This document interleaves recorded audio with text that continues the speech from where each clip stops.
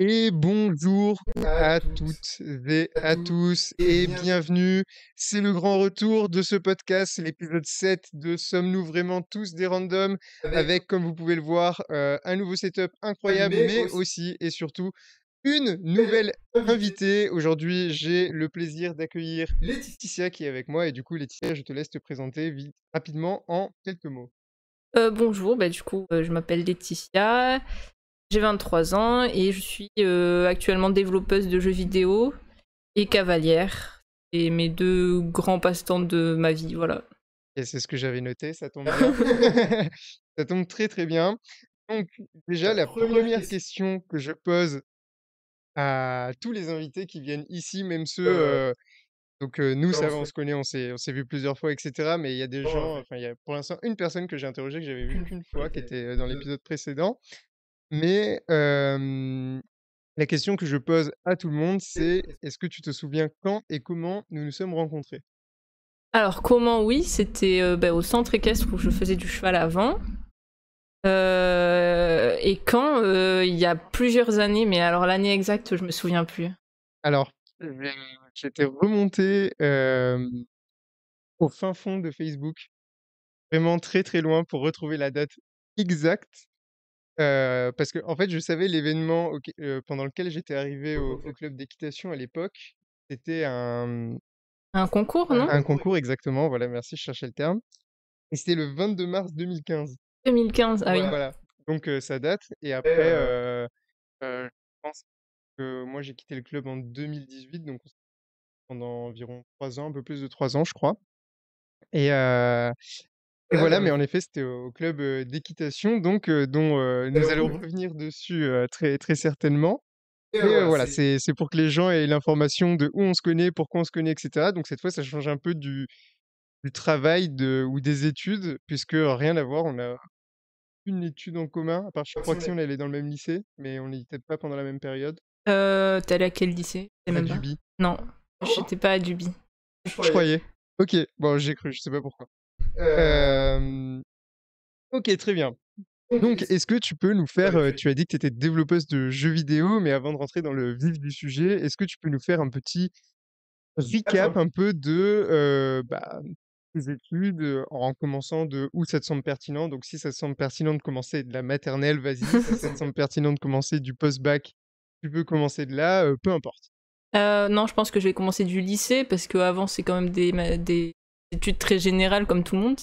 Mais le lycée, j'avais fait un bac scientifique en biologie, spécialité biologie, OK, parce que j'avais pour projet de faire des études vétérinaires. OK. Et du coup, après le bac, j'ai fait une première année de prépa en biologie en BCPST à Marseille pour préparer les Alors, concours. BCPST, c'est une, école prépa, uniquement biologie? Alors, Je savais même pas. BCPST, c'est biologie, chimie, physique et sciences de la Terre. Ah oui. OK, quelques trucs chiants quand même. Ouais, il y avait de l'anglais et du français déjà. Ouais, bon, ça, c'est les prépas. C'était les prépas, mais oui, enfin c'était quand même très beaucoup de bio, beaucoup de chimie, beaucoup de maths. Et disons T'avais que avais encore de la géologie aussi? oui, Ah oui, oui, oui, voilà, il y avait de la c'est ça géologie. que je trouve. Oui, sciences de la Terre. Oui, du coup, ouais, c'est pour ça que je me disais. Et par contre, la prépa m'a entre guillemets dégoûté de la biologie et des prépas. OK, parce que du coup, tu as fait qu'1 an, tu J'ai fait disais? qu'un an et à la fin OK, de l'année, j'ai été acceptée. Enfin, j'avais le niveau de passer en deuxième année, mais OK, moi, je suis partie, j'ai refusé et je suis partie faire un DUT en informatique. J'ai complètement changé de voie, donc je OK. suis retournée sur Aix, là où j'étais avant. Alors juste, au cas où, donc ah oui, déjà, je le rappelle à tout le monde parce que mince, j'avais pas les yeux sur le live, mais n'hésitez pas à poser, vos questions, heu, voilà, si vous avez des questions à poser. du Du coup, coup, oui, au là cas où où pour que tout le monde ait l'info et donc une prépa généralement c'est 2 ans. 2 ans. Et toi, Toi, bon, bon, tu as décidé d'arrêter la première année. Est-ce que tu peux nous dire ce qui t'a dégoûté de la bio? Est-ce que c'est la bio ou plus le format prépa qui t'a c'est le dégoûté? format prépa. C'est Ah le ouais? fait que au lycée, j'ai toujours entre guillemets, eu des bonnes notes sans non plus travailler trop. Ouais. Je révisais et j'étais sérieuse, mais ça allait. Et la prépa, c'était vraiment, tu te lèves, presque tu révises le matin en prenant ton petit déjeuner, tu vas à la prépa, tu rentres, tu fais que des devoirs, tu Ok. dors et c'est ça tous les jours. Et j'avais plus le temps de faire quoi que ce soit à côté et en fait, ça m'a juste... J'aimais pas du tout le rythme. Ok. Donc ouais, c'est vraiment le rythme qui t'a dégoûté. Il y avait pas d'autres moyens de rentrer en veto? Si, ben il y en a qui n'ont pas été acceptés pour faire la deuxième année parce qu'ils n'avaient pas le niveau. Ils sont partis faire une prépa à la fac, donc c'est en Ok. 3 ans. Et sinon, il y a d'autres moyens de passer par des BTS ou des DUT en biologie. Mais quoi qu'il arrive, il y a un concours derrière? Mais quoi qu'il arrive, il y a un concours derrière. Ah oui, ça peut pas être sur dossier. Ou alors, faut avoir un bon dossier en biologie, l'envoyer en Belgique et avoir la chance d'être tiré au sort là-bas, parce que là-bas, c'est tirage au sort. C'est tirage au C'est sort? tirage au sort pour ceux qui sont pas qui sont pas belges. Ah Ceux oui, qui viennent de d'accord, l'extérieur. d'accord, ok, parce que j'allais dire, c'est vraiment un système bizarre. Enfin, tu peux avoir un très bon dossier et... Ok, d'accord, donc c'est que... Ah oui, ok. Et donc, bah, le concours veto, finalement, tu l'as jamais passé, Jamais ok. passé. Et pourquoi t'es dirigé vers un DUT informatique? Alors déjà parce que avant de faire la prépa, enfin pendant la prépa, je jouais pas mal aux jeux vidéo. Et parce que... Donc t'avais le temps quand même. Bah, Je avant, oui, sais. et pendant, je le prenais parce que il faut se faire plaisir de temps en temps. Bien sûr, je te taquine. Mais ça, et parce que pendant la première année de prépa, on avait quand même 2 heures ou 1 heure, je me rappelle plus, de informatique par Ok. semaine, ou les 2 semaines, je sais plus. Et on avait des petits cours de programmation vraiment basiques. C'était vraiment des bases, et c'était des programmations de fonctions mathématiques. Et en soi, je sais pas pourquoi, mais j'ai bien accroché avec cette matière. Et ça me plaisait beaucoup. Et je me suis dit que ça m'intéresserait beaucoup d'apprendre vraiment à le faire et de faire des jeux vidéo, de développer des jeux vidéo. Ok. D'aller voir ce qui se passe derrière les jeux vidéo auxquels je joue tout le temps. Et du coup, j'ai fait un DUT en informatique, mais c'est très général. C'est pas du tout spécialisé jeux vidéo. C'est vraiment programmation de tout. Ok. Et après le DUT, j'ai fait une DUT, c'est école. combien de temps? C'est 2 ans. 2 ans aussi, ok. C'est 2 ans. Et après, j'ai fait une école de jeux vidéo à Montpellier, qui a duré 2 ans aussi. Et juste, ils t'ont pas, au moment d'entrer dans le DUT, bon, t'avais quelques bases avec la prépa, mais ça t'a suffi ou t'étais un peu largué comparé à ceux, je sais pas, parce qu'il y a peut-être des lycées d'info ou... Alors, dans ma promotion de DUT, il y en avait beaucoup qui venaient de lycée. C'est STI 2D, je crois. Ok. Donc, c'est un peu sciences technologiques, électricité, enfin, je me rappelle plus tout, mais mécanique et informatique, en gros. Informatique, ouais, ok. Donc, ils avaient pas mal de bases en programmation. En plus, il y en a certains, ils avaient des parents programmeurs ou quoi, donc ils connaissaient pas mal de choses. Par contre, ça s'équilibrait parce que on avait beaucoup de matières aussi assez générales comme la communication, du droit, on avait des maths, beaucoup de mathématiques. Et par contre, dans ces matières très générales, même de l'économie, de la comptabilité, ils avaient très peu de connaissances, enfin, parce qu'ils n'avaient pas les cours de mathématiques que moi j'avais eu au lycée, parce qu'ils avaient un bac beaucoup plus professionnel, on va dire. Et du coup, bah, ça s'est équilibré là-dessus. En fait, avec mon groupe d'amis qu'on a fait pendant le DUT, en général, moi, je les aidais sur les leçons de maths, les révisions de maths, et eux, ils m'aidaient sur les révisions de programmation. Ok, donc t'avais pas particulièrement de retard en fait, tout Non, s'équilibrait. bah d'ailleurs, honnêtement, j'ai fini le DUT en étant 3e de ma promotion. Ok, ah oui. Donc ça va. Ça va. Ok, donc 2 ans de DUT, c'est juste DUT d'informatique, c'est un truc... ok, DUT d'informatique, et ensuite... Et ensuite, école spécialisée dans le développement du jeu vidéo à Montpellier. Ah oui, donc ça c'est la fameuse école à Montpellier qui est, comment elle s'appelle déjà? Objectif 3D. Ah voilà, Objectif 3D. J'allais dire 3D Vision, je sais pas pourquoi. Objectif 3D à Montpellier, et ça a été combien de temps? 2 ans. Normalement, l'école, c'est 3 ans, mais comme la première année, c'est censé être l'apprentissage de la programmation en sortant de bac, et que moi, j'avais déjà le DUT, j'ai eu une passerelle pour rentrer en 2e année. D'accord, donc ça veut dire qu'on peut rejoindre une école de jeux vidéo directement en sortant du bac, Oui, mais c'est juste que c'est 3 ans, ouais. là où toi t'en as fait bon, que 2, même si... Ok. Ok, ok, ok. Donc très intéressant. Ouais, Et qu'est-ce qu'on voit dans cette école un peu de qu'est-ce qui a été différent? Parce que donc toi, tu es passé d'un truc très général où tu avais de la prog et appliqué à totalement. Ouais. donc Donc bon, bah, Logiciel, base de données, site web. ah oui, OK. Donc vraiment, Ouais, vraiment, voilà. d'accord. Donc en même en fait, fait derrière, tu pouvais travailler dans n'importe quelle entreprise finalement. Et Parce je que pourrais toujours en soi parce que OK, bon, pratique. Donc bon, bah, c'est un au moins. Et je crois que les jeux vidéo, c'est peut-être un peu compliqué. Enfin, je sais pas, on va en parler après, mais j'ai l'impression que c'est une industrie, en tout cas, ce qu'on entend, c'est que c'est pas simple. donc Donc tu as rejoint Objectif 3D 3D et en quoi ça consiste exactement cette école? la différence avec le DUT, c'est que c'est vraiment basé uniquement en jeux vidéo et donc on apprend à faire de la programmation, mais dans les moteurs de jeux vidéo. C'est-à-dire que pour faire un jeu, on a besoin de logiciels qui nous aident à faire le jeu. OK. Et on apprend à développer dans ces logiciels, à les utiliser, à utiliser les outils qu'ils ont, les fonctions qu'ils ont, comment organiser l'architecture d'un projet pour que ça s'adapte à un jeu vidéo. OK. OK. Mais du coup, toi, ça veut dire que direct, quand tu es rentré dans cette école, quoi qu'il arrive, c'était de la prog? Oui. OK. Et donc ta formation, elle était que parce que je m'en souviens, quand on avait discuté et tout ça, sur Discord, tu me disais qu'il y avait d'autres gens qui faisaient d'autres trucs, on reviendra après sur et cetera, mais eux, ils étaient pas du coup dans la même promo que toi? Non. Ils faisaient une autre formation? Enfin, ils étaient dans la même promotion, mais l'école, elle est divisée en 3 pôles. Il y a le OK. pôle cinéma, pôle jeux vidéo artiste et pôle jeux vidéo programmation. OK. Et du coup, c'est des formations très différentes. Quand on rentre dans l'école, la programmation, c'est 3 ans normalement. OK.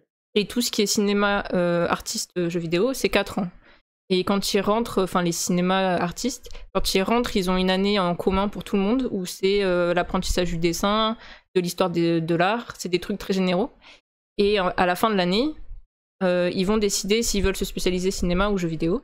OK. Et après, ils ont des cours un peu différents en fonction parce que c'est pas les mêmes logiciels, c'est pas les mêmes outils qu'ils utilisent. Mmh. Et du coup, ils ont 3 ans de spécialité.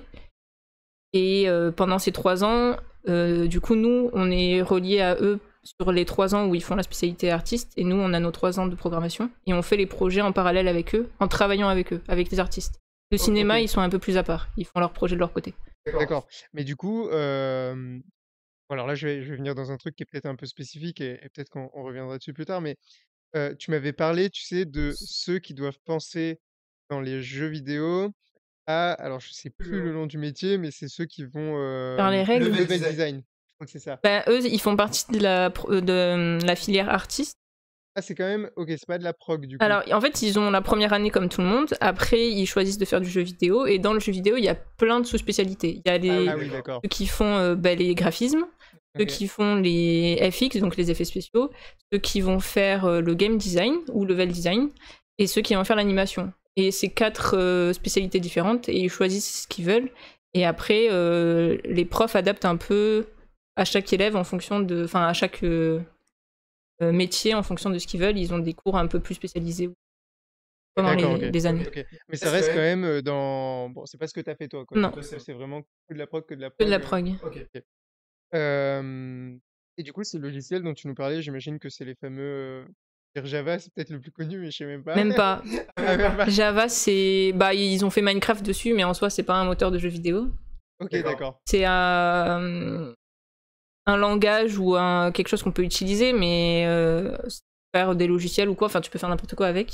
D'accord. Les logiciels les plus connus pour faire du jeu vidéo, c'est Unity et Unreal Engine. Ah Ah oui, oui. OK. OK. OK. Très bien, avec, le 5, sort, Qui est sorti est déjà sorti, OK.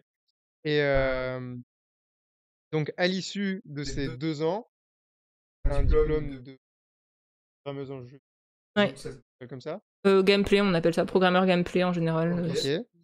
Et du coup, tu peux travailler dans n'importe quelle boîte qui fait Oui. autre chose? Enfin, Ouais, toi, tu peux par rapport à tes études, mais vraiment ce diplôme, a priori, il te débouche à ça? Ben, si on veut aller faire du développement ailleurs, on peut essayer. Après, ça dépend des entreprises qui vont considérer que ça suffit, enfin, que le niveau est suffisant Ouais. ou pas. En général, de toute façon, quand on essaye de trouver un métier dans la programmation, que ce soit jeu vidéo ou pas, on a un test technique Et si on le passe, qu'on ait fait des études de jeux vidéo ou pas, on peut être embauché, mais c'est sûr que c'est plus facile si on a des connaissances plus générales que le jeu vidéo. OK. OK, OK. Et donc toi maintenant, enfin, directement après, qu'est-ce que tu as fait? Tu as pris un job, dans une boîte? Tu Qu'est-ce que tu as fait? Bah, moi, j'ai fini du coup mes études en juin dernier, donc il y a 1 an maintenant, plus d'1 an. OK. Et j'ai eu un CDD de 6 mois sur Montpellier, dans une boîte, une petite boîte qu'il y avait sur Montpellier. Et tu as le droit de dire le nom de la boîte ou? DigixArt, DigixArt, OK. qui ont fait comme leur jeu le plus connu actuellement, c'est Road 96. Ah oui, dont on Voilà. parlait, ouais. Et moi j'ai travaillé sur le préquel qui est sorti en avril cette année, Ouais. et qui s'appelle Mile Zero. Et donc j'ai travaillé 6 mois là-bas. Et après, je suis partie sur Lyon j'ai eu un CDI dans une autre entreprise qui s'appelle Virtuos et qui fait du co-développement, donc c'est-à-dire qu'ils font pas leur propre jeu à eux. Ils vont aider les autres studios à développer leurs jeux, à faire des portages sur certaines consoles, à remettre au jour des anciens jeux qui étaient sur PS3 ou voire des consoles encore plus anciennes. Voilà, donc ils font plein d'aides à d'autres studios et c'est des missions qui peuvent durer quelques mois, comme 2 ans, 3 ans. OK. OK, OK. Et donc tu es dans cette boîte depuis, tu as dit janvier?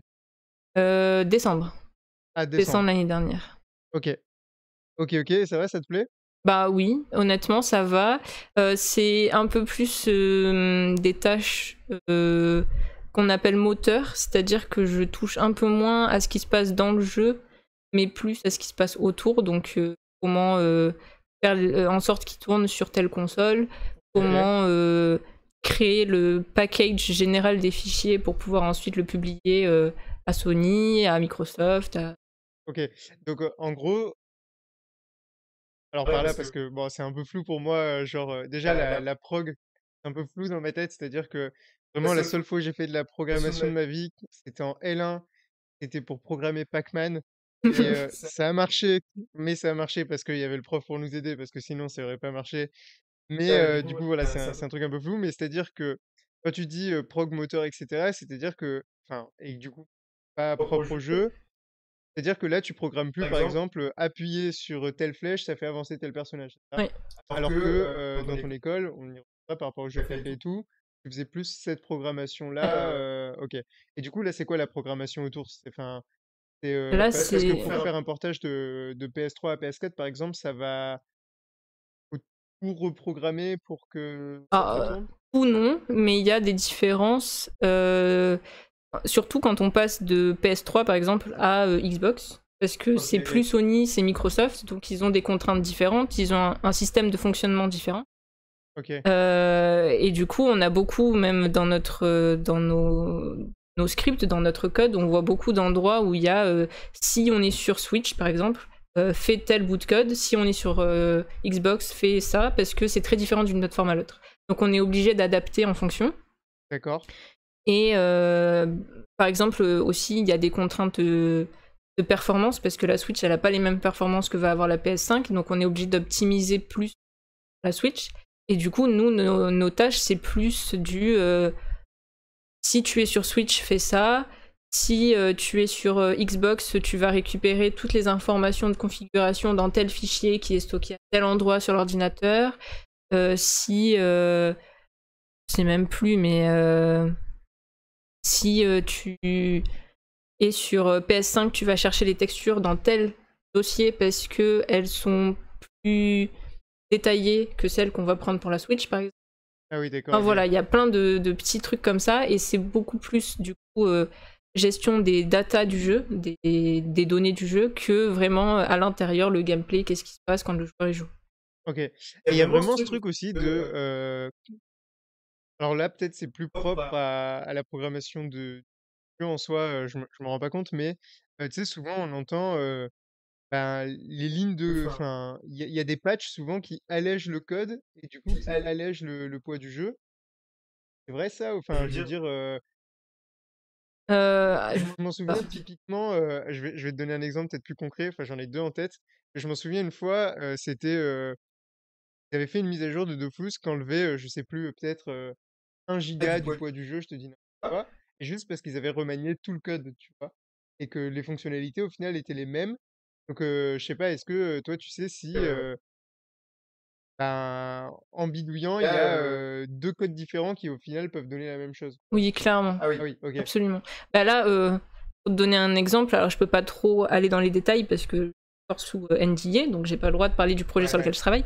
Mais dans le projet, on part d'un package d'un jeu qui existe déjà et on doit le porter sur les nouvelles consoles d'aujourd'hui. Et on se retrouve en fait avec des données qui ont été gérées à l'époque en les mettant dans des gros équivalents de zip, enfin de compression de fichiers. Et du coup, on se retrouve avec des gros fichiers de 13 gigas, par exemple. Le plus gros qu'on a, il fait 13 gigas. Et dedans, il contient toutes les cinématiques du jeu, tous les sous-titres avec, tout ça. OK. Et là, nous, on peut très bien faire en sorte, parce qu'à l'intérieur, il y a pas mal de duplication aussi, et on pourrait faire en sorte de essayer d'extraire tout ce qu'il y a, remanier tout le système de loading du jeu pour pouvoir gérer les fichiers extraits du point zip. Et du coup, enlever tous les duplicats et on gagnerait de la taille de données. D'accord, OK. Mais ça ouais. fait de la programmation, donc après, il faut voir si ça vaut le coup niveau ce qu'on va gagner par rapport au temps qu'on va passer dessus. Oui, bien sûr. Voilà. OK. Après, peut-être que des fois aussi vous avez certaines boîtes qui vous donnent certaines contraintes, non? Genre, tu veux que le programme final, il fasse, giga ou Bah là, pour te donner une idée, par exemple Switch, les cartouches, ouais. la plus grosse, c'est 34 gigas qui existe. Ah oui, d'accord. Sachant qu'il y a des jeux, aujourd'hui, ils font bien plus de 34 gigas. Bien plus. Donc déjà, il y a cette contrainte-là. Bon, après, il y a des façons de skip un peu la chose. On peut avoir des accords avec Nintendo pour trouver des aides ou quoi, mais du coup, déjà, rien que ça, parce que là, le projet, pareil, actuellement, il fait 60 gigas, je crois, et on est censé pouvoir le distribuer sur des cartouches. Il va falloir qu'on arrive à le mettre sur 34 gigas. Exemple. D'accord. Alors après, en même temps, bon, enfin, je comprends pas trop Nintendo parce que bon, il y a pas que Nintendo, hein, qui fait ça, mais maintenant, je sais que moi, j'achète un jeu, de n'importe quelle console, souvent tu te tapes, encore, 15 gigas minimum de téléchargement derrière, Bah, c'est la façon que je dis de skip. En fait, la façon, c'est de mettre une partie du jeu sur la cartouche et l'autre partie dans un patch à télécharger quand tu veux jouer, quoi. Ouais. Et du coup, bah voilà. Ouais, c'est sûr. Mais bon, au final, c'est vrai que alors le pire qui m'était arrivé, je m'en souviens, c'était le 2e Red Dead Redemption. J'achète le jeu et genre il fallait encore installer 100 gigas derrière et j'étais en mode: «Il y a pas assez de place sur ma console, quoi». J'étais obligé de supprimer des trucs et je me dis: «Mais enfin, c'est fou, quoi». Je me dis ceux qui l'achètent en non physique, je sais plus, enfin Mais après, c'est pas la faute entre guillemets de Nintendo parce que les cartouches, ce que je sais, c'est qu'il y a un prix. Les cartouches coûtent de l'argent à ceux qui vont mettre les jeux dessus. ouais. Et en fait, au plus la taille de la cartouche est grosse, au plus ça va leur coûter de l'argent. Donc, s'ils prennent des cartouches de 2 gigas, ça va leur coûter beaucoup moins cher que des cartouches de 34 gigas. Ouais, bien sûr. Et il me semble que celles de 60 gigas, 64 gigas existent, mais que personne les utilise parce que ça coûte trop cher à la production. Donc Ah oui, du coup, le prix du jeu augmente. Voilà, c'est ça. OK. Et c'est pas rentable après pour ceux qui font les jeux, donc forcément Nintendo peut pas proposer plus cher, enfin des plus grosses cartouches parce que de toute façon personne les utilise. OK. Et après, en dehors de la taille de la cartouche, donc c'est une contrainte de place, il y a, enfin, admettons qu'il y a une ressource illimitée et que tu puisses mettre, je sais pas, une cartouche de 1000 gigas, tu vois? Ça l'améliorerait, enfin, tu aurais quand même les contraintes, graphisme et cetera qui là, parce que ça, Bah, c'est les contraintes de... intrinsèque à la console, Oui, quoi. c'est les performances de la console. OK. OK. Ouais, donc au final, bon, tu quand même limité, sur plein de trucs. Parce que j'allais dire à tout moment, si ça se trouve, en bidouillant, je sais pas trop comment, mais en rajoutant, tu sais, pas moi, plein de textures et cetera, tu peux arriver à un résultat final, mais non, idée, donc c'est un peu dommage.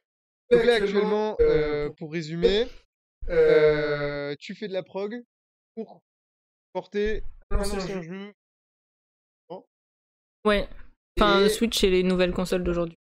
Ok. Et est-ce que, bon, sans en dire trop, parce que mais ouais, ça se passe bien, ça marche bien, c'est compliqué, il y a des difficultés. On est un peu en retard, mais ouais ça va. Ok, d'accord. Non, là, ce mois-ci, on a des heures supplémentaires à faire pour rattraper un peu le retard. Ah ouais? Ok. Et on travaille en collaboration aussi avec un studio qui est en Chine, Virtuos aussi, mais D'accord. qui est en Chine. Et du coup, eux, ils ont plus de moyens humains que nous. Ils ont plus d'employés. Et du coup, ils ont pu récupérer une plus grosse équipe et on leur a transféré des tâches à nous Ah qu'on oui. avait normalement en France pour qu'ils le fassent et que ça nous aide, nous, de notre côté. D'accord. Donc c'est une entreprise internationale, Virtuos, ok. Et je pensais que c'était vraiment un truc indépendant. Non, il y a le siège qui est à Singapour. Ah oui, ok. Et sinon, les plus gros studios, ils sont en Chine. On a 3 en Chine et il y en a 3 en France. Il y en a d'autres en Europe, je sais plus où. Il y en a à Montréal. Il y en a un peu partout. Ok. Je crois qu'il y a 3000 employés. Ah oui, quand même. Bonne entreprise, ouais. Et t'as le droit de dire si ils ont travaillé par le passé sur des gros jeux ou même ça en vrai. Alors, je sais qu'ils ont travaillé sur des gros jeux. Il y en a certains qui sont annoncés, mais je les ai plus en tête. Faudrait sur le site. De toute façon, ils sont. Ah oui, ceux qu'ils ont fait et qui ont pu le dire, ok, ok. Mais voilà, enfin, ils travaillent pas que sur des trucs niches en mode. Non. Pas d'exemple qui me vient en tête, mais ok. Ils ont fait quand même certaines grosses histoires. Oui, grosse. C'est très cool, très cool, très cool. Bon, bah écoute, j'espère, parce que moi j'attends depuis qu'on a repris à parler sur Discord quand on joue à Minecraft et tout là. J'attends l'annonce du jeu que tu es en train de porter, que pour l'instant t'as pas le droit d'annoncer. Donc j'espère que ça sera cool. Et j'ai hâte de voir le portage. Après, à tout moment, c'est une licence à laquelle je joue pas, donc bon, c'est pas grave. Mais je regarderai au moins la cinématique. Mais c'est dans longtemps, je crois. Enfin, au moins un an. Oh, mais ça va, un an, c'est rien. Un an, c'est rien. Il y a des jeux, des fois, on les attend 10 ans. Donc ça va, un an, tranquille. Donc ça veut dire que c'est presque la fin finalement, puisque un an, c'est rien non, pour un jeu. Bah là, officiellement, on est censé finir notre projet en octobre. Mais après, Ah, mais quand votre projet il est fini, le client, il fait ce qu'il veut du jeu. Nous, on est censé lui donner le jeu fini en octobre. Et après, lui, il en fait ce qu'il veut. S'il veut le sortir, il le sort. S'il veut pas, il le sort pas. Ah, mais du coup, là, vous faites la totalité, c'est-à-dire que c'est le portage complet, mais il vous a donné un truc de base et vous rendez un jeu qui marche, quoi, à la fin. C'est pas juste. En fait, j'avais en tête, moi, que c'était juste certaines fonctions que vous deviez faire marcher Bah, ça du jeu. dépend le contrat qu'on a avec le client. Il y en a qui nous demandent que certaines fonctionnalités, il y en a qui nous demandent de l'entièreté, ça dépend. Donc là, c'est l'entièreté en l'occurrence. Oui. Ok. Ok. Bon, ben. J'espère que. Parce que c'est un peu triste, non, si finalement le client le sort pas, tu vois. Oui, mais bon, c'est lui qui aura payé pour rien, entre guillemets. Hein. Ouais, c'est sûr. C'est sûr, mais bon. Après, je pense que, tu vois, je suis pas trop inquiet pour Nintendo, Sony, des choses comme ça, ou. Bon, je pense qu'ils peuvent se permettre de payer plusieurs reportages sans se poser trop de questions. Ok, bien. Et du coup, concrètement, toi, une journée type, parce que je pense que ça parle pas grand monde, en tout cas, moi, ça me parle pas du tout. C'est quoi? C'est genre, t'arrives au travail, tu te mets sur l'ordi, tu écris des lignes de code toute la journée, en te cassant la tête des fois parce que ça marche pas. Et j'imagine tu lances des essais, mais. Alors, j'ai oublié de dire que il y a un mois, 2-3 semaines, j'ai été entre guillemets promue en manager junior. Ok. Donc ça fait 6 mois que je suis dans l'entreprise et à mon entretien d'embauche, j'avais déjà exprimé à la RH que j'avais pour objectif à long terme, enfin dans ma carrière, de devenir lead sur les projets, donc d'avoir un rôle de manager. Et il se trouve qu'actuellement on est un peu en manque de manager dans le studio parce que difficile d'embaucher, tout ça. Et on est 2 développeurs intéressés par faire du management et l'entreprise nous a proposé de nous former à ça. Donc ça fait 3 semaines qu'on a pris des responsabilités de manager et que petit à petit on va avoir des équipes de plus en plus grosses à gérer. Donc disons que j'ai la journée type avant manager et après manager, quoi. Ok, Il y a celle de développeur et voilà. Donc développeur, du coup les 6 premiers mois que j'ai fait, c'est effectivement j'arrive le matin. En général, il y a une réunion qu'on appelle daily tous les matins. Donc Ah ouais. c'est un truc qui dure une demi-heure et on est avec toute l'équipe et on dit ce qu'on a fait la veille et ce qu'on compte faire dans la journée. Et ça Genre tout le monde y passe ou c'est chaque jour une personne? non, tout le monde y passe tous les jours, Ok. mais on dit rapidement quoi, ça dure ouais, même pas 1 minute par personne. Et ça permet à toute l'équipe de savoir ce qui se passe sur le projet, qui travaille sur quoi, qui allait voir si elle a besoin de parler de tel sujet, ben au moins elle sait qui travaille dessus et elle sait qui allait voir. D'ailleurs, juste pardon, je te coupe, mais là en ce moment même, vous êtes tous sur le même projet ou ah voilà, il y a plusieurs projets en même Il y temps. a plusieurs projets en même temps et il y a plusieurs équipes en même temps. D'accord. Mais du coup, nous, on fait les réunions qu'avec notre équipe à nous. Ah oui, d'accord, ok. Tu t'intéresses pas aux autres, enfin, tu t'intéresses pas. Pas Pas les réunions sur les autres projets, quoi. Non, J'allais dire, c'est un peu du temps perdu, Oui. quoi. Enfin, tu vois, ouais. Ok. voilà. On sait ce qui se passe sur les autres projets parce qu'on en discute en dehors, enfin sûr, voilà, quoi. mais on n'a pas les réunions. Et du coup, donc on a ces réunions où on explique qu'on a fait tout ça, et après, on a nos tâches. On travaille par sprint de 2 semaines, c'est-à-dire qu'en gros, on a des tâches à faire en 2 semaines, et à la Ok. fin, on regarde qu'est-ce qui a été fait, qu'est-ce qui n'a pas eu le temps d'être fait, et est-ce qu'on est en retard ou pas sur les plannings, tout ça, et on adapte les tâches pour les 2 semaines d'après en fonction. D'accord. Et du coup, bah, on a ces tâches à faire. Quand on a fini nos tâches, on doit les faire review par nos managers ou par d'autres membres de l'équipe pour vérifier qu'on n'ait pas fait trop de bêtises. Parce que eux, ils ont un œil un peu plus nouveau sur notre travail. Mhm. Ils peuvent aussi nous donner des conseils pour améliorer notre code. Et quand c'est passé, après, on peut mettre nos tâches en done et passer à la tâche suivante. Ok. Mais du coup, voilà, c'est du développement à peu près toute la journée. Après, on peut de temps en temps aller aider d'autres personnes sur des sujets précis s'ils ont besoin. Surtout si c'est des sujets sur lesquels on a travaillé. Ou si eux, ils ont des crashs sur des bouts de code que nous, on a fait. Mais voilà, en gros, c'est ça. Et là, depuis que je suis manager, je continue à faire du développement. Donc, j'ai toujours mes tâches à faire dans les 2 semaines. Et à côté, en plus, je dois du coup gérer une équipe. Actuellement, elle n'est pas très grande, il y a 3 personnes dans mon équipe. Ok. Et du coup, je dois gérer, est-ce qu'ils avancent bien leurs tâches, suivre ce qu'ils font. Je dois participer aux reviews de leur travail pour savoir ce qu'ils font. Et je dois travailler aussi avec le producteur du jeu, celui qui gère tout le planning, tout ça, pour vérifier que tout avance bien, qu'on n'est pas en retard. Si jamais il y a des tâches qui sont pas faites dans les temps, pourquoi? Est-ce qu'il y a des choses qui bloquent? Comment débloquer les personnes? S'il y en a, on voit qu'elles commencent à prendre trop de temps pour leurs tâches, essayer de trouver des solutions pour aller les aider. Voilà, gérer du coup toutes les tâches, les assigner aux personnes, qui va travailler sur quoi, leur donner les consignes, qu'est-ce qu'on attend sur cette tâche, qu'est-ce qu'il faut que tu fasses, leur donner les documents dont ils vont avoir besoin pour avoir les infos qu'ils ont besoin. Voilà, il y a plein de choses en plus à gérer, en plus de nos tâches. Ok.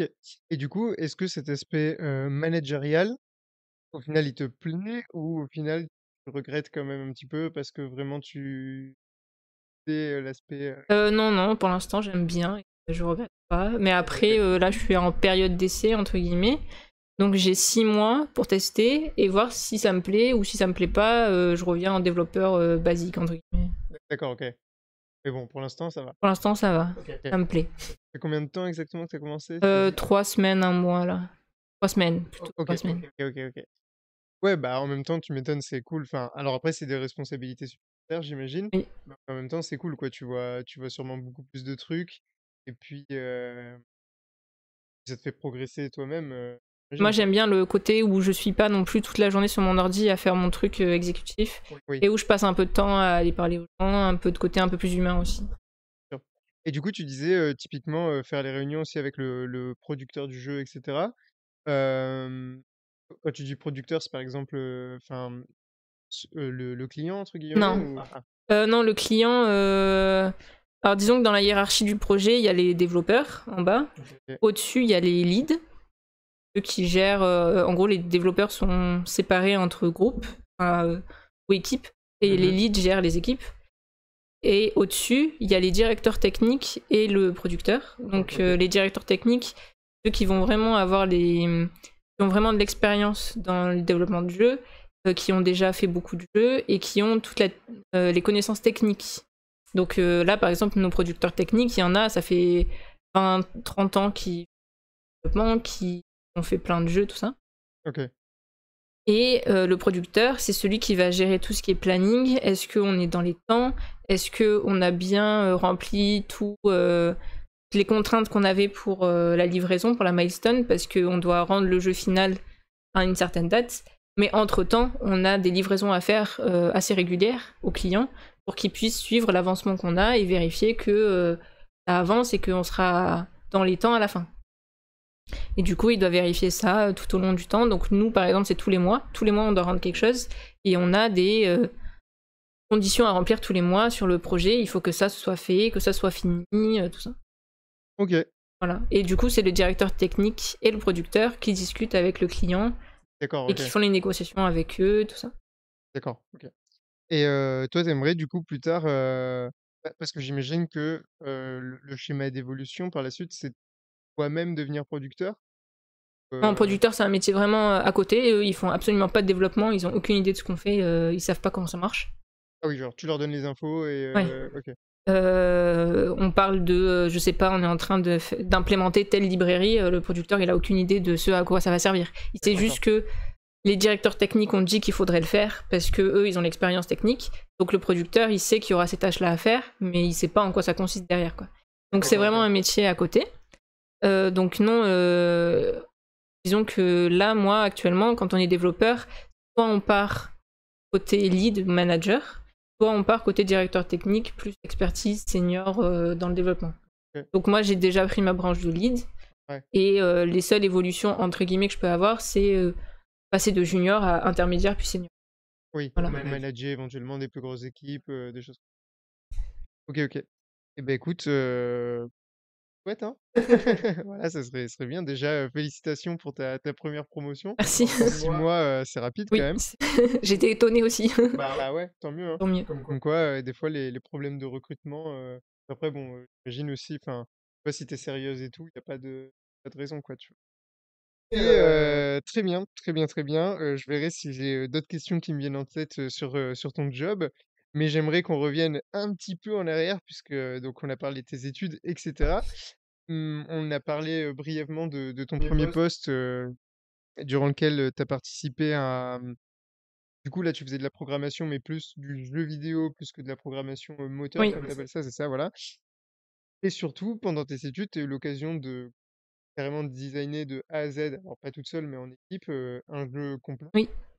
Que j'avais pu faire en live d'ailleurs, qui était très, très cool, franchement un très, très bon jeu.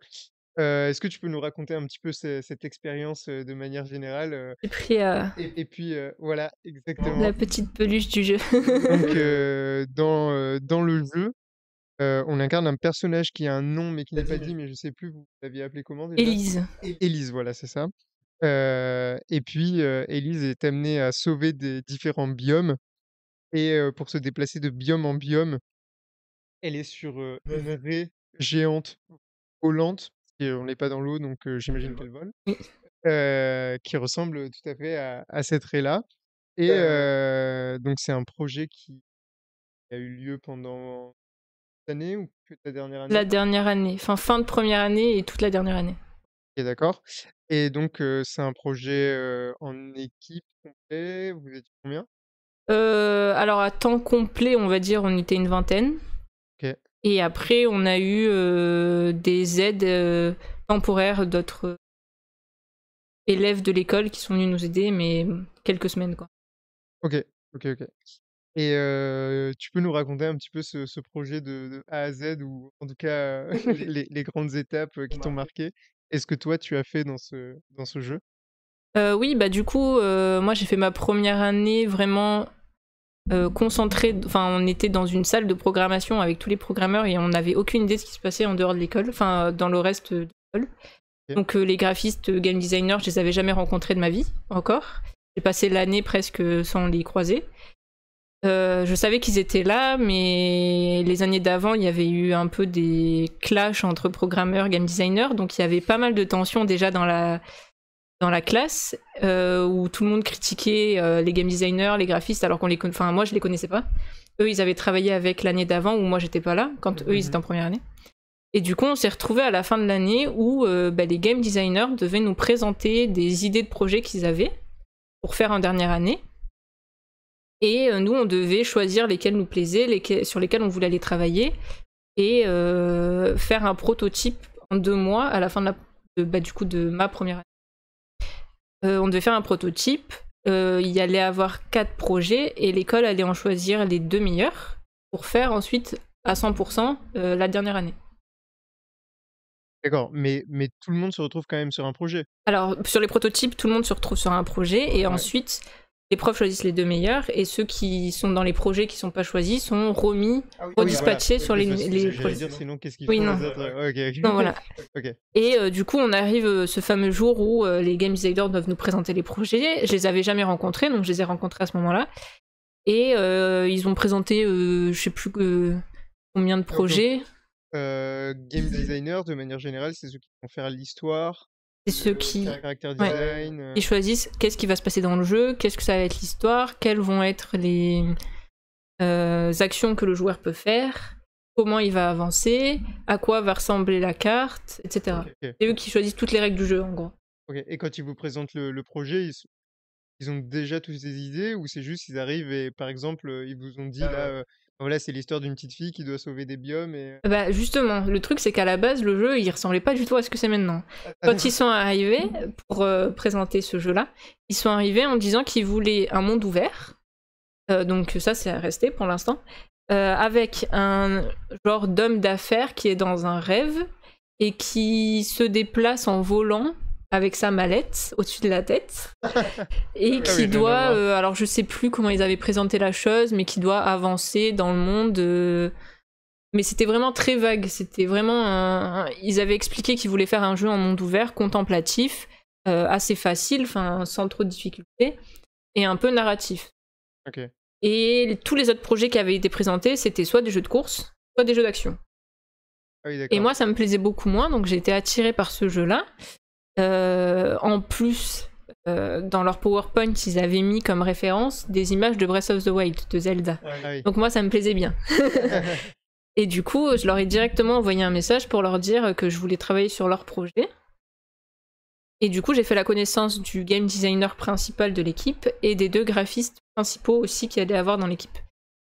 Et donc j'ai commencé à travailler avec eux, et là on a dû, pour le prototype, les professeurs voulaient qu'on fasse des phases de recherche où on devait donner plusieurs idées de qu'est-ce qui pouvait se passer dans le jeu, essayer de décliner un peu les idées qu'on avait pour pas rester sur l'homme à la mallette, sur l'homme à la mallette qui vole, et voilà. Donc on a fait plein de recherches tous ensemble. L'homme à la mallette, ça leur convenait pas? Pas que ça leur convenait pas, mais c'est que quand tu crées un jeu, t'as toujours cette phase de recherche où tu vas chercher plein d'idées et voir laquelle au final est la plus cohérente, laquelle est la plus intéressante. D'accord, ok. Si tu restes focus sur ton idée dès le début, bah tu risques de passer à côté de choses encore plus intéressantes. Bien sûr, ouais. Et du coup, voilà. Et donc on a fait cette phase de recherche à 5, donc le game designer, les 2 graphistes principaux, et moi et un autre développeur avec qui j'étais bien amie dans la classe, Ok. qui lui aussi était rentré en 2e année, donc ne les connaissait pas non plus. Et du coup, on a fait cette phase de recherche beaucoup à 5, on était très investis tous les 5. Et du coup, on a eu plein d'idées différentes, et on a fini par partir sur cette idée d'île volante où on se déplace avec une Raymanta. Ça dure combien de temps à peu près cette phase de recherche? Ça a duré environ 1 mois, Ok. je crois. Et donc en fait, pendant ce mois-là, enfin, comment ça se passe concrètement? Pourquoi vous vous retrouviez pour faire des réunions, Ouais. et le but c'était de dire et qu'est-ce qu'on a envie de raconter, quoi? On avait oui, on se mettait dans une salle avec un vidéoprojecteur pour pouvoir aller chercher des références sur internet. Et puis on se disait, bah, par exemple, le personnage. Est-ce qu'on garde un homme à la mallette? Qu'est-ce qu'on pourrait mettre à la place? Est-ce que ça pourrait pas être une femme? Si oui, est-ce que ce serait plutôt une aviatrice, une femme d'affaires ou quoi? Le monde, est-ce qu'on fait des îles? Est-ce qu'on fait un monde ouvert sur Terre? Enfin, juste un grand truc. Est-ce qu'on se met dans le ciel? Est-ce qu'on se met dans l'eau, sous l'eau? Enfin voilà, il y a plein de sujets différents. Après, il y a la direction artistique aussi. Est-ce qu'on fait quelque chose de très réaliste? Est-ce qu'on fait quelque chose d'un peu plus cartoon? Quelque chose de coloré? Quelque chose de sombre? Qu'est-ce qu'on veut transmettre comme émotion? Est-ce qu'on veut quelque chose de contemplatif? Quelque chose qui fasse ressentir de la tristesse, de la joie? Enfin voilà, il y a plein de tu prends tous les sujets un par un, et puis tu déclines, et tu regardes qu'est-ce qui va s'assembler le mieux à la fin. Ok. Mais du coup, ça dure assez longtemps. Et puis les professeurs, nous, on leur propose des idées. Donc toutes les semaines, ils viennent vérifier où est-ce qu'on en est, tout ça. On leur donne nos idées, puis ils nous disent, bah, essayez de décliner un peu plus ce côté-là, ou ce sujet-là. Et du coup, on repart sur des recherches, et etc. Ok. Et on en est arrivé à l'idée de faire un jeu avec des îles volantes, dans un monde entre guillemets aquatique, mais du coup dans le ciel, avec de la végétation plutôt aquatique, mais dans le ciel. Et du coup, avec notre Raymanta, parce que c'était un animal qui nous plaisait pas mal, qui est assez facile à faire voler, entre guillemets, Ouais. et sur laquelle le personnage peut monter assez facilement. Par contre, dur à animer, non?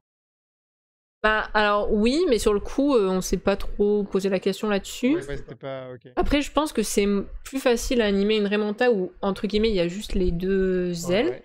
qu'un poisson avec 8 nageoires différentes, tu vois. C'est sûr. Je pense, mais voilà. On est parti là-dessus, et du coup, on a eu 2 mois pour faire un prototype de développement cette fois. Donc on était... Alors là, on n'était pas 20, on était moins, puisque il y avait 4 équipes. Je me rappelle plus. Mais du coup, juste pendant la phase là de recherche, etc., tu disais qu'au début vous étiez 5, mais vous êtes resté à 5 ou déjà il y a du monde qui est venu se greffer pendant ça? Alors non, pendant les phases de recherche, on était vraiment 5 parce que c'était des trucs assez... Quand les professeurs étaient pas là pendant les réunions, ils faisaient pas l'appel, tout ça, donc il y en a beaucoup, honnêtement, on va pas se mentir, qui avaient la flemme. D'accord, mais vous Et qui venaient pas. étiez censé être 20 dans l'équipe quand même. Non, parce que du coup, on était 4 équipes au lieu d'être 2. Ah, On était une quarantaine dans la promo. Donc on était... Je pense qu'on aurait dû être une dizaine. Ouais. On était que 5. D'accord. Les autres, ils venaient pas parce que... Et C'est voilà. classique, hein, les écoles. Et si, il y avait une animatrice qui venait assez souvent. Parce qu'elle aimait bien l'idée aussi. Mais c'est tout. Et du coup, voilà, on était 5. Et après, pendant le projet, on est resté à 5... Enfin, les 5 vraiment qui tenaient le projet. D'accord, ouais. Et puis les autres, bon, qui faisaient les tâches, Ouais, voilà. on leur demandait... Un peu exécutif, quoi. Ouais, classique. Et du coup, petit aparté, là dans la boîte où tu es actuellement, il n'y a pas que des développeurs, il y a aussi des designers, des... Alors, dans le virtuel général, oui. Ok. Moi, dans mon studio à Lyon, on est spécialisé dans tout ce qui est moteur engine, enfin développement. Donc du coup, on a que des développeurs, enfin majoritairement des développeurs. On a les directeurs techniques et les leads, enfin le côté manager quoi. Et on a 2 technical artistes et un directeur artistique. Donc technical artistes, c'est des artistes qui font des choses assez techniques, pas de la modélisation, des textures, tout ça. C'est vraiment, ils vont faire des outils graphiques pour aider les développeurs à améliorer des choses. Et ils vont travailler sur tout ce qui est shader dans les jeux. Tout ce qui va être les nuages, les ombres, les... Enfin, voilà. Et ça te manque pas juste d'avoir tout cet aspect un peu de discussion et de réflexion, de partir de rien et de devoir imaginer. Alors après, bon, c'est un peu moins ce que vous faites dans la boîte. Là, pour l'instant, tu prends quelque chose qui est déjà pour le porter. Et tu vois, ce côté de, bah là, vous êtes parti, enfin, histoire de gars avec la mallette, et ça a fini par une petite fille qui se déplace sur une volante. Enfin, Oui. je vois même pas le lien, en fait, entre les deux, tu vois. Donc, tout l'aspect réflexion et tout, c'est un truc qui manque un peu, quand même. Alors, disons que quand on l'a fait à l'école, c'était sympa parce qu'on était, entre guillemets, entre amis, enfin entre potes, et parce qu'on était assez libre, on n'avait pas vraiment de contraintes, ni de temps, ni de budget. Enfin, si, on savait qu'on aurait 1 an pour faire le jeu, mais on n'avait pas de contraintes de budget parce que dans tous les cas, on n'aurait pas de budget, avec nos connaissances, quoi. Et du coup, c'était un peu, entre guillemets, ludique parce qu'on était vraiment très libre. S'il fallait refaire ça maintenant en entreprise, on aurait, je pense, beaucoup de contraintes de la part de l'entreprise, sur le temps, sur le budget, sur le type de jeu, et on aurait beaucoup moins de liberté de choix. Donc je pense pas que ça me plaise de le faire en entreprise. Ok. Mais par contre, refaire un projet en partant de zéro et en nous disant bah, on va faire ça comme jeu, on part de zéro, tout ça, oui. Mais la phase de recherche, je sais pas si j'aimerais le faire en Et toi, du coup, avant que tu continues à nous parler du projet, est-ce que tu as pour, t'as en tête, je sais pas, en parallèle de travail, justement, j'allais dire de tes études, mais ton travail, de te dire avec, bah, peut-être ce même groupe de potes que tu avais, à l'école, venez, soit on fait une suite de jeu, soit on fait un autre, ou un truc Honnêtement, on a déjà parlé de faire un Lay 2. ouais.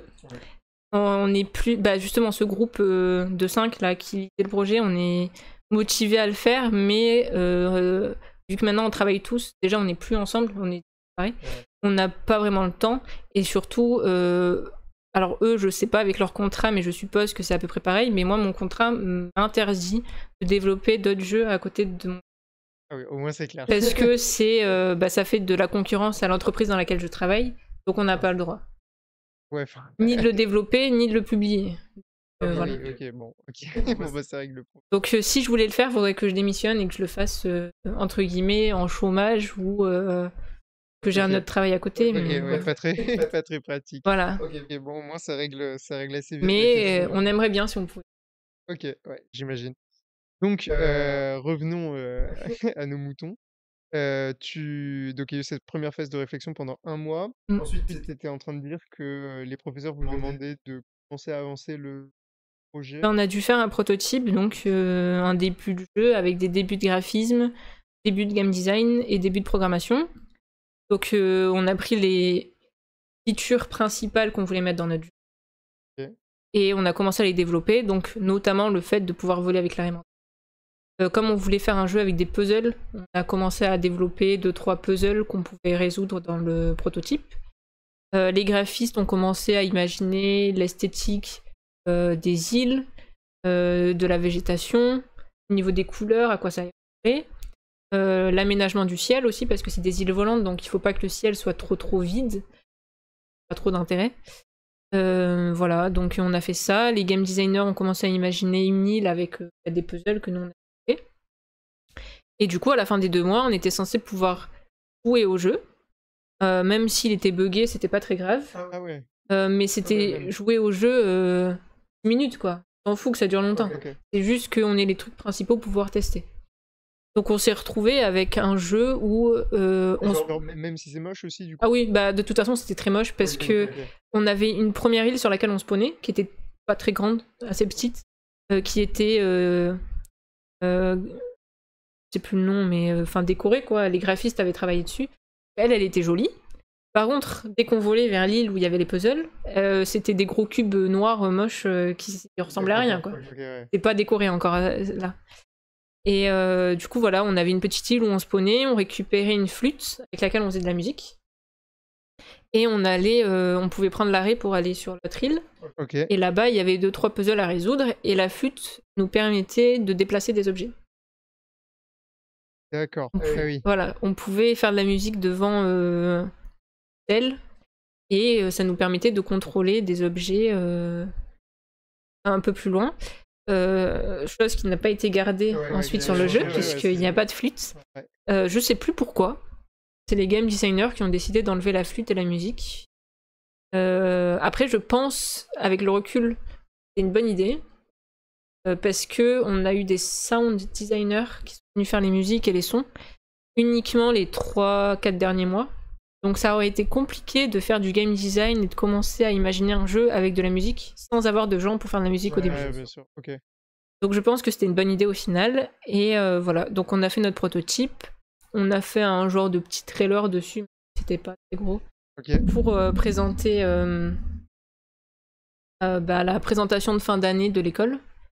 La fin de l'année, l'école réunit toute l'école dans une salle de cinéma et on fait les présentations de tous les projets qui sont. Donc ça, c'est toujours en première année, mais Première année pour moi, puisque. oui. Et deuxième année pour les programmeurs. Les autres. OK, très bien. Voilà, et du coup, après, on a eu les vacances d'été, où là, on n'a pas travaillé. Et on est arrivé en septembre, en repartant de zéro. On n'a pas gardé notre projet d'avant, et on est reparti à faire le jeu. Donc juste, à partir de ce moment-là où les prototypes sont présentés, il y en a que 2 qui ont été gardés, c'est ça? Oui, c'est vrai.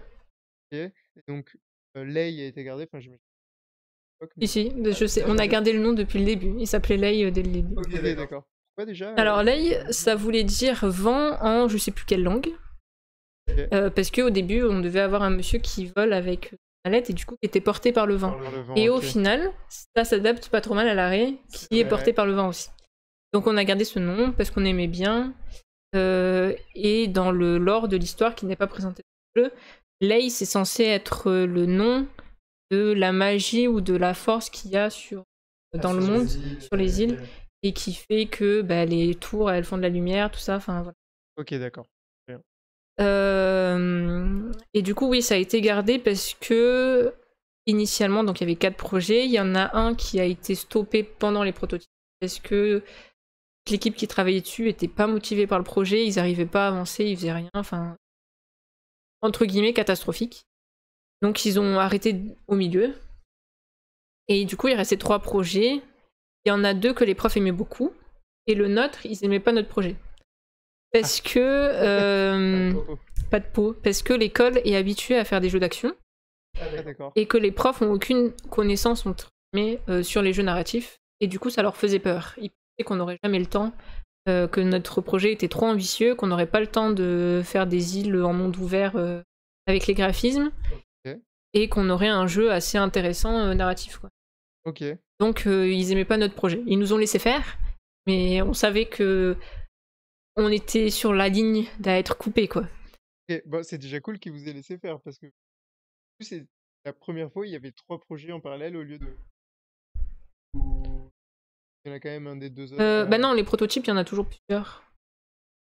Oui, mais après tu m'as dit que sur tous les projets, ils ont gardé que 2. Oui, ils en ont gardé que 2. Ah, quand même, Ah mais OK. nous, en fait au début, on pensait qu'on allait pas passer les sélections des profs et que l'année d'après, on allait devoir choisir dans les 2 autres projets. D'accord, OK. Sauf que on a eu, entre guillemets, pour nous, la chance qu'il y ait un autre projet où il y a aussi eu des soucis dans l'équipe, où il y avait 2 game designers.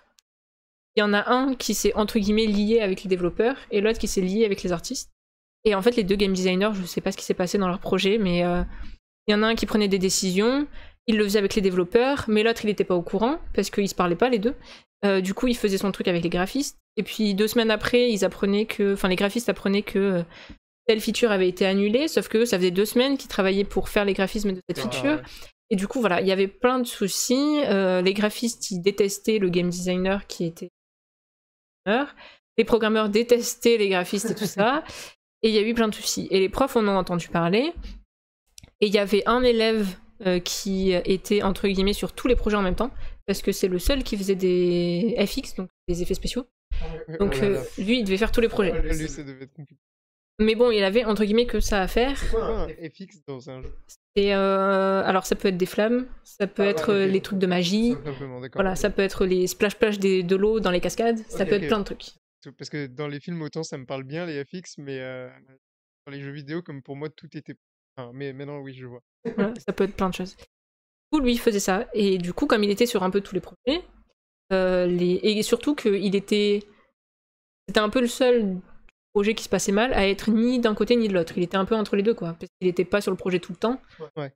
Donc les profs sont allés le voir pour lui demander comment ça se passait. Et il leur a expliqué que clairement, c'était l'anarchie dans le projet, que c'était la guerre entre... voilà. Et du coup, les profs ont décidé de pas garder ce projet parce que s'ils le gardaient, ils devaient garder l'équipe qui avait travaillé dessus. Et ils ont dit ça sert à rien de garder une équipe qui s'entend pas parce que ça va mener à rien à la fin. Ouais, bien sûr. Ok. Et du coup, ils nous ont gardé nous. Et du coup, nous, on était contents. Ok, bah comme quoi, bon, ça valait le coup au final. Ah bah au final, oui. Le jeu est très cool en fait. Ok, donc arrive la rentrée de l'année suivante. Vous n'avez pas bossé dessus pendant l'été. Non.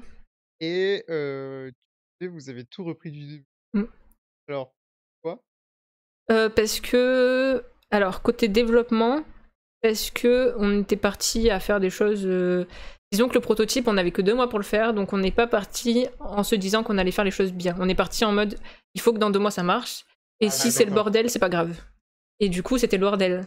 Les scripts, il y avait rien qui allait, il y a tout qui était mélangé, et on savait que on allait devoir le développer encore plus, faire encore plus de scripts pour que le projet y tienne en un an. Et du coup, on s'est dit, autant on repart de zéro. Maintenant qu'on a fait le prototype, on a une idée globale de ce qu'il va falloir qu'on fasse, des gros sujets sur lesquels on va devoir travailler. Et du coup, on va refaire les choses mieux, en rangeant mieux les choses. Et du coup, c'est ce qu'on a fait. Côté graphisme, ils sont repartis de zéro aussi. Je sais plus pourquoi, mais ce qu'ils avaient leur convenait pas trop. Même le personnage, ils l'ont refait. Ok. Le personnage de Elise que tu vois dans Lay, il ressemble pas du tout à celui qu'on avait avant. Ah, je me souviens, tu avais montré des Des captures d'écran. hein. captures et tout, mais je pense que c'était peut-être. C'était déjà des captures du nouveau projet, non? Non, il y en a du prototype, mais dans le nouveau projet, elle a les cheveux un peu marrons avec une queue de cheval. Dans le prototype, par exemple, elle a les cheveux noirs avec des lunettes d'aviateur. Oui, c'est vrai. Enfin, voilà. C'est vrai. Elles ressemblent pas vraiment à la même chose. Donc ils sont repartis aussi. Et côté game design, ils sont repartis aussi de zéro parce que dans le prototype, ils ont juste fait une île, que là, il fallait en faire 4. Ils sont repartis à chercher des puzzles un peu plus intéressants. Donc voilà, on est repartis tous de zéro. On a refait un nouveau projet. Et on a commencé petit à petit. Nous, côté développement, on a commencé à faire par exemple la base, donc les caméras et le mouvement du joueur, sans avoir le joueur encore, parce qu'il n'était même pas encore designé. Donc en gros, on avait un genre de cube, un rectangle blanc, qui bougeait, qui tournait et qui bougeait, mais c'est tout. Il n'y avait pas de visage, pas d'animation. Ok, ah ouais, ok. Donc ça, c'est au début de l'année suivante. Et ensuite, après, c'est. Enfin, en gros, c'est quoi? C'est juste des phases d'échange entre développeurs, et game designers, etc. pour Euh, s'intégrer ouais. ou... En fait, on avait, comme je t'ai dit, on avait notre core team où on avait alors 2 game designers, on va dire, parce qu'il y avait celui qui avait présenté le projet, et il y en a un autre qui nous a rejoint, qui était assez investi dans le projet. Donc tous les deux, ils géraient vraiment le côté game design. Il y en avait 2 autres qui étaient avec nous dans le projet, mais eux, ils faisaient que de l'exécutif. Ok. Et après, on avait le côté programmeur où moi, j'avais un peu le rôle de lead. Et il y avait mon ami Jérôme qui discutait beaucoup avec les game designers aussi. Et après, on en avait un 3e développeur. Lui allait discuter quand il avait besoin. Mais disons qu'il était moins ami avec les game designers, donc il restait un peu plus quand il pouvait, quoi. Il faisait ses tâches. Et quand il avait vraiment besoin d'intégrer des choses ou d'expliquer des choses, il allait voir. Et côté artiste, on avait les 2 graphistes principaux qui, entre guillemets, vérifiaient tout, prenaient les décisions, validaient les choses. Et après, on avait, je sais plus combien d'autres graphistes. Eux faisaient plus des tâches vraiment. Ils avaient chacun leur truc à faire. Et voilà. Et du coup, on a avancé petit à petit. On avait des réunions toutes les semaines avec les chefs, entre guillemets, enfin, moi côté programmeur, un graphiste et un game designer pour donner des nouvelles aux professeurs, savoir comment ça avance. Et tous les jours, on faisait aussi un daily, même en étudiant. Tous les soirs, on se rejoignait 5 minutes avant de partir pour dire qu'est-ce qu'on a fait aujourd'hui, qu'est-ce qu'il y a à faire demain. Parce que du coup, le programme de la 2e année, c'était que ça en termes de cours? Ah oui, c'était 100%, on était sur le projet. Ok. Alors, on avait un cours d'anglais une fois toutes les 2 semaines, je crois. Ouais, bon. Genre 1 heure ou 2 toutes les 2 semaines. Et de temps en temps, le prof devait nous présenter un truc très précis. Et du coup, il prenait 1 heure pour nous le présenter. Mais sinon, on était vraiment à 100% sur. Du coup, tu t'organisais comme tu voulais. Maintenant, si tu voulais travailler la nuit et dormir la journée, tu pouvais. Alors, oui et non, parce qu'il fallait quand même être dans la classe. Ah, il fallait venir, ok. Oui, on était en présentiel, donc il fallait venir dans la salle. Et on avait un professeur, même si... Enfin, on a 3 classes dans la salle, il y a les 3 promos. Il y avait un prof qui gérait la première année, un prof qui gérait les 2e années, et nous, on était un peu en autonomie. Mais il y avait un prof quand même, il surveillait qu'on soit là. Si on n'était pas là, on se faisait un peu engueuler quand même, fallait qu'on justifie qu'on vienne pas. D'accord. Donc, on devait venir en classe, mais après, est-ce qu'on a envie de commencer par faire les caméras? Est-ce qu'on a envie de commencer par faire les puzzles? On choisit, quoi. Ouais, ça, Les profs nous surveillent de loin, enfin, s'ils voient qu'on fait quoi, ils commencent à nous dire là quand même faites attention. Mais sinon, on a pratiquement tout fait. Et d'ailleurs, à ce propos, parce que, bon, bah, malgré que tu aies fait des études avant pour apprendre ça, etc., peut-être des fois, il y a des trucs sur lesquels ça bloque, et même peut-être encore toujours. Oui, oui. Là, c'est quoi? C'est donc quand tu étais en cours, tu faisais plutôt appel à des professeurs ou en fait, il existe des tonnes de ressources en ligne pour peut-être les deux? Il existe des tonnes de ressources en ligne, surtout qu'on travaillait avec Unreal Engine, donc un des gros moteurs qui. Il y a beaucoup de forums ou de gens qui travaillent dessus, vu que c'est gratuit. Même des gens qui font pas de jeux vidéo, ils peuvent très bien le prendre chez eux pour s'amuser, faire des trucs tout seul. Donc il y a beaucoup de forums avec des gens qui ont déjà eu plein de problèmes, qui posent des questions, donc on peut aller chercher des réponses là. Il y a toutes les API d'Unreal, donc c'est-à-dire qu'ils ont toute leur documentation pour expliquer chaque fonction, qu'est-ce qu'elle fait, comment on l'utilise. Donc en général, après ça dépendait des personnes. Il y en a, elles ont le réflexe d'aller voir le prof d'abord. Moi j'avais le réflexe d'aller d'abord chercher sur internet. Ouais. Si je trouve pas, je demande à Jérôme, enfin mon ami qui était à côté de moi, parce qu'il était très bon en développement aussi. Et si lui il savait pas non plus, j'allais demander au prof. Mais en général j'allais leur demander en dernier, parce que souvent tu le trouves. Ouais, tu trouves. Mais bon, au moins, ça t'entraîne pour la suite. Chercher. Ok. Et c'est des ressources qui sont. En fait, j'y pense parce que tout à l'heure, je voulais te poser une question, mais finalement, qui est tombée à l'eau. C'est sur le côté. Tu sais, tu disais que tu avais des réunions avec le producteur, etc. Je t'avais demandé quel client. J'allais te demander si du coup, tu avais beaucoup de réunions en anglais. L'anglais était utile dans ton job ou pas forcément. Là, j'imagine que les ressources sont quand même principales. Et du coup, l'anglais, c'est un truc que tu utilises quotidiennement. Oui, bah j'utilise quotidiennement. Alors pendant pendant l'école, on l'utilisait surtout pour. Ah oui, c'est normal, tout va bien. C'est quelqu'un qui a resub. Ah, j'ai eu peur. Salut, salut Snacky. Merci de ton resub. Je me suis dit, qu'est-ce que c'est? De la J'ai musique. plus l'habitude de faire le stream là et j'ai été surpris. Ok. Du coup, oui, pardon, l'anglais. Oui, pendant les cours, du coup, je l'utilisais surtout pour lire la documentation. Donc c'était beaucoup la compréhension. Par contre, là maintenant, à Virtuos, bah, comme je t'ai dit, on travaille avec la Chine. Et du coup, même si on est souvent entre nous, on doit souvent discuter avec la Chine, avec des développeurs qui sont là-bas. Et du coup, oui, j'utilise l'anglais tous les jours. Ok. Donc voilà. Après, je suis pas bilingue, hein, mais. Oui, bon, ça c'est le cas de beaucoup de gens, mais c'est quand même important. Enfin, je sais pas, c'est une question que j'avais en tête. Ok, donc plutôt à chercher les ressources par toi-même. Très bien. Et du coup, 1 an pour développer le jeu de A à Z, enfin, un peu plus d'1 an, donc. Ouais, enfin 10 mois de développement plus les 2-3 mois de prototype avant. Oui, donc ouais, finalement, si.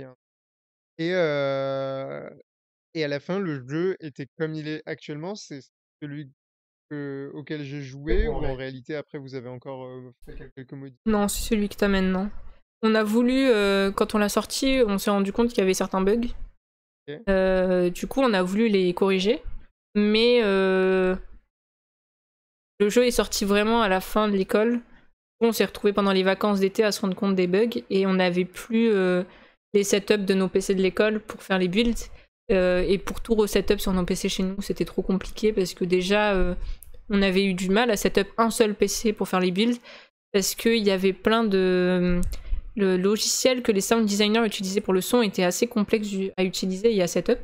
Ok. Donc il était setup sur un PC, on pouvait faire les builds sur un PC à l'école et on n'a jamais réussi à le refaire à resetup le truc chez nous. Donc du coup on a abandonné de refaire une build pour fixer le problème. Donc non, il est tel que tu l'as joué.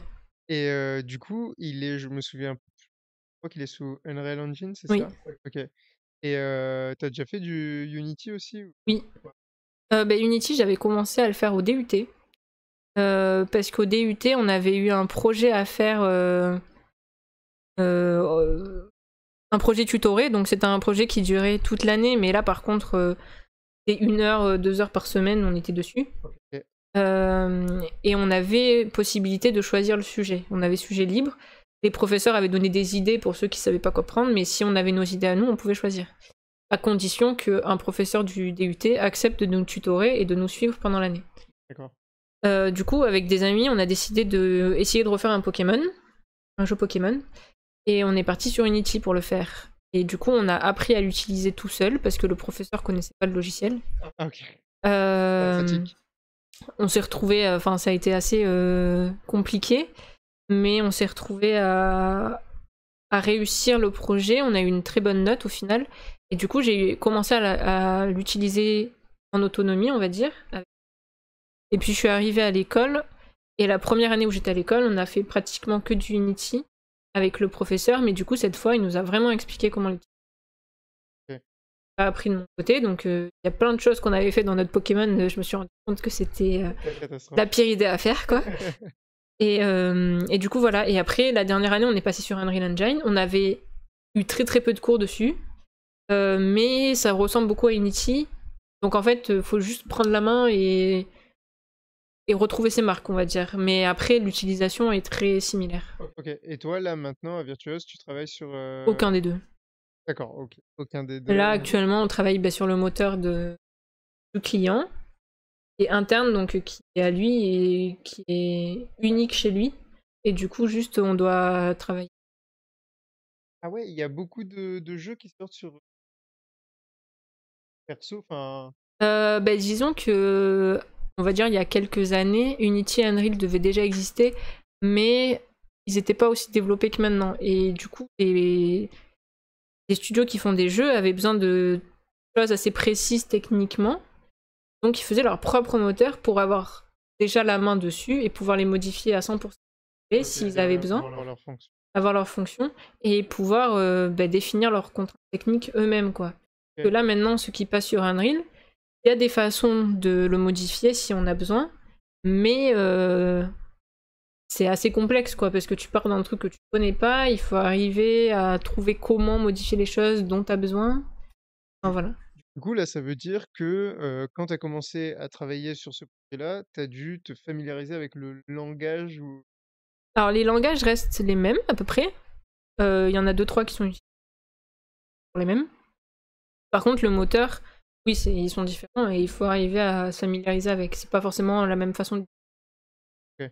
Surtout que les moteurs développés par les studios, ils sont beaucoup moins intuitifs. Ouais. Ouais. Ouais, parce qu'ils sont pas faits pour être vendus, donc... Oui. Ok. Et tu sais si c'est le cas de... Genre, en réalité, de la majorité... parce que c'est vrai que je fais pas souvent gaffe. Des fois, quand on lance un jeu, tu sais, il y a soit le ou Unreal qui apparaît. Et en vrai, je fais pas gaffe. Et je me demande, là, du coup, la question qui me vient, c'est est-ce que la plupart des jeux sont... Enfin, on va dire des gros jeux, parce que j'ai des jeux et tous les gens. Mais on va dire, est-ce que les gros développeurs, genre, qui va être des Ubisoft, des Sony, Nintendo, ont leur propre truc? Euh, En général, oui. ouais, Les gros studios, oui. Alors, Nintendo, j'avoue que j'en ai aucune idée. ok. Tout ce qui est mobile, même si c'est des gros studios comme Ubisoft, souvent c'est Unity. Ubisoft utilise Unity, il me semble. Par contre, ce qui est jeux PC, PS5, console, les gros studios en général ont leur propre moteur. Par exemple, Ubisoft, ils en ont au moins 5 ou 6 différents. Ah oui? Et Ah oui, d'accord. ils en ont fait par exemple, mais on peut les voir sur Wikipédia, hein, ils sont pas secrets, mais il y en a un qui a été développé spécialement pour faire les Assassin's Creed, un qui a été D'accord. développé spécialement pour faire les Far Cry, etc. Je sais, il me semble qu'actuellement ils sont en train de faire en sorte de les regrouper pour en garder plus que un ou deux. Ok. Parce que la maintenance des serveurs, les mettre à jour pour suivre les trucs techniques, bah, ça coûte de l'argent, ça coûte des gens. Ouais. Donc ils essayent de regrouper pour en avoir plus que deux pour que ça coûte sûrement pour des questions d'économie. Et voilà. Il n'y a pas plus d'intérêt, enfin, alors après, ça, c'est peut-être des trucs où on s'éloigne un peu et je sais pas, tu auras peut-être pas la réponse, mais il n'y a pas plus d'intérêt, du coup, maintenant, à passer sur Unreal Engine. Quelque chose comme ça, pour, enfin, ouais, juste parce que, enfin, ouais, je me rends pas compte, moi, je suis pas du tout dans le truc, mais ça a l'air tellement performant Genre quand tu vois ce qu'ils arrivent à faire maintenant avec le dernier Unreal Engine, tu te dis: «Trop beau», tu vois? Bah, Trop stylé. le truc, c'est que c'est performant, mais c'est très lourd. Ah OK. C'est très lourd à utiliser parce que, en fait, Unreal Engine, il a beaucoup de choses déjà faites qui sont très faciles à utiliser, qui sont très belles dès le début. Mais en contrepartie, ça utilise beaucoup de données déjà présentes dans le moteur, qui sont obligées d'avoir dans les packs des jeux. Et notamment, tu crées un projet vide, tu fais une build, il fait déjà 4 gigas le truc, alors que Oui, t'as oui. rien dedans, quoi. Ouais. Nous, notre projet de lait, il est fait sur Unreal. Je sais plus combien il fait de gigas, mais il doit faire 8-10 gigas. Ouais, je crois que Un truc comme ça, alors que en soi, il n'y a pas grand chose dedans non plus. Et du coup, pour avoir un jeu très optimisé sur Unreal, c'est quand même très dur. OK. Donc souvent, Ubisoft ou les gros studios vont préférer leur moteur à eux parce qu'ils peuvent optimiser dedans les choses et avoir des jeux moins lourds et plus performants. OK. OK, OK. Très bien. Donc dernière petite question, sur Lay, qui est une question un peu de générale, de conclusion. Ah non, avant, oui, c'est vrai que j'en avais une en tête tout à l'heure, c'est: tu estimes à peu près à combien de temps, en heures compris, en comptant tout le monde, ah, combien de temps ça a pris pour faire ce jeu? Aucune idée. Ouais, ouais. Tu prends 20-25 personnes sur 10 mois à 7 heures par jour parce que c'est l'heure de l'école. Enfin, 7 heures par jour du lundi au vendredi, quoi. Ouais. Voilà. Après, je sais qu'il y en a certains qui travaillaient en dehors. Moi, notamment, il y a un mois, avant qu'on le mette sur Steam, où il fallait faire du debug, fixe tous les bugs et tout. Oui, je m'en souviens. Et pendant ce mois-là, j'ai travaillé le week-end, les soirs, je restais le soir 1 ou 2 heures de plus. J'allais à l'école le week-end pour travailler. Donc, j'ai eu un mois où j'ai beaucoup plus travaillé, mais sinon, c'est pas, faudrait calculer, mais là, je sais pas du Ça, tout. c'était vachement, jouer au jeu, pour, voir s'il y a un bug, le corriger, On refaire le avait truc. une animatrice qui avait fait pratiquement toutes les animations du jeu, enfin une très grande partie. Quand elle a fini ses animations et qu'elle avait pas grand chose à faire, du coup elle prenait toutes les builds qu'on faisait et elle les testait et elle nous sortait tous les bugs qu'elle trouvait. Je crois qu'elle était sur le live quand elle avait testé. Voilà, c'est la question que j'allais te demander. Que j'avais dit justement que je l'avais détesté à ce moment-là parce qu'elle nous sortait tous les bugs. Et on avait aussi les 2 autres game designers, ceux qui étaient un peu plus exécutifs. Quand il y avait moins de tâches à faire en game design, pareil, ils se sont mis sur le jeu à tester et à nous sortir les bugs. Donc on avait 3 testeurs, on va dire.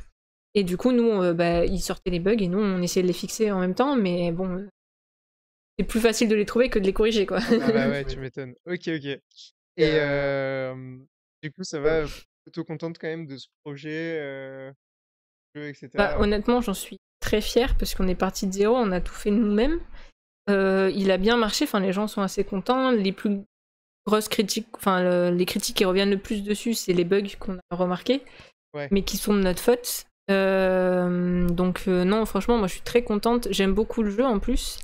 Les gens qui ont joué m'ont tous dit qu'ils avaient bien aimé. Ouais, c'est stylé.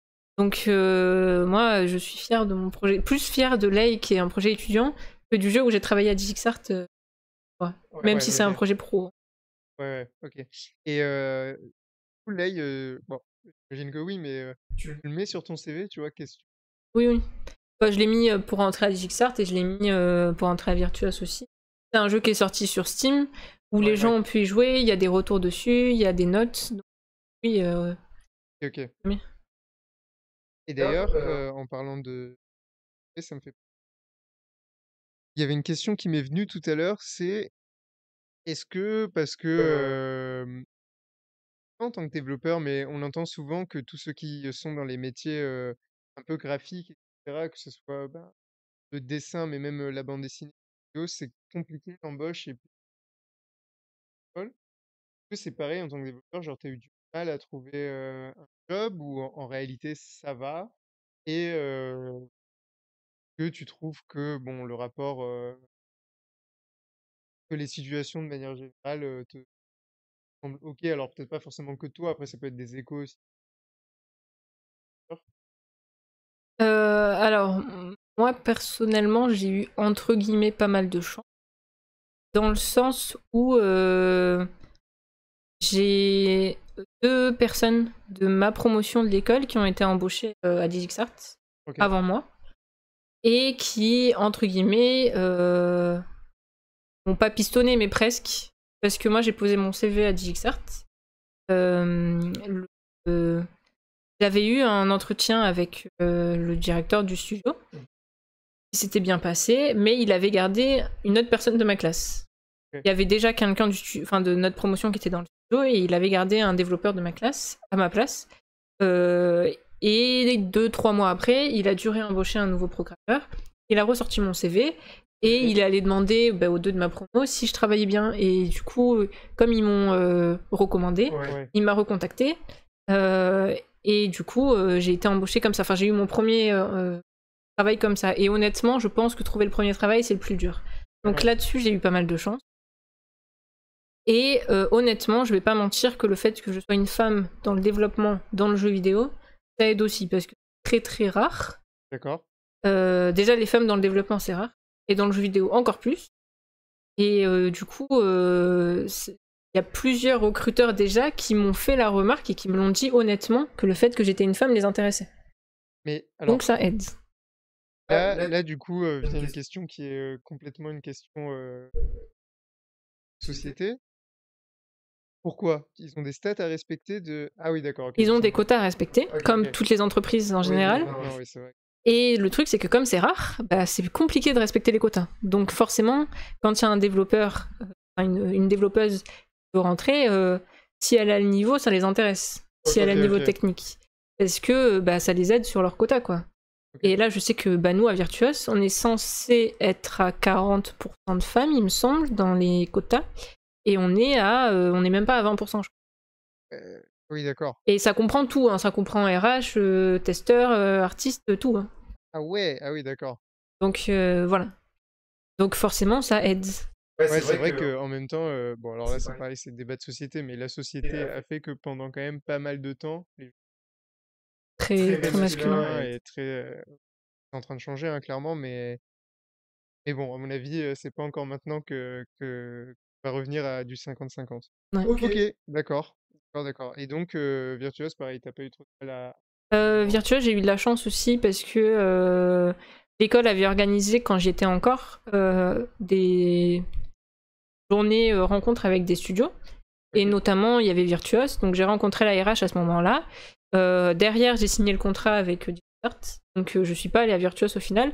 Mais Virtuos était intéressé par ma candidature, et du coup, quand j'ai décidé d'aller à Lyon, vu qu'ils étaient sur Lyon, j'ai recontacté la RH. Enfin, je suis passée par une connaissance qui travaillait là-bas, qui a redonné mon CV, et comme elle se souvenait de moi, qu'elle se souvenait que ça l'intéressait, enfin, que ma candidature l'avait intéressée, du coup, j'ai eu l'entretien assez rapidement, le test technique qui s'est bien passé, et après j'ai eu un entretien avec le directeur du studio et le directeur technique qui s'est bien passé aussi. Il y a un test technique, genre ils te disent fais-moi ça et renvoie-le-moi. Alors non, ça dépend, j'en ai fait 2 de tests techniques. Il y en avait un, c'était développe, je sais plus, un genre de petit jeu, enfin t'as des carottes, des lapins qui vont bouffer les carottes, et puis t'as, je sais plus comment ça marchait, mais tu peux te taper sur les lapins, je crois, genre les tap-top, tu vois, enfin Ouais. des trucs comme ça.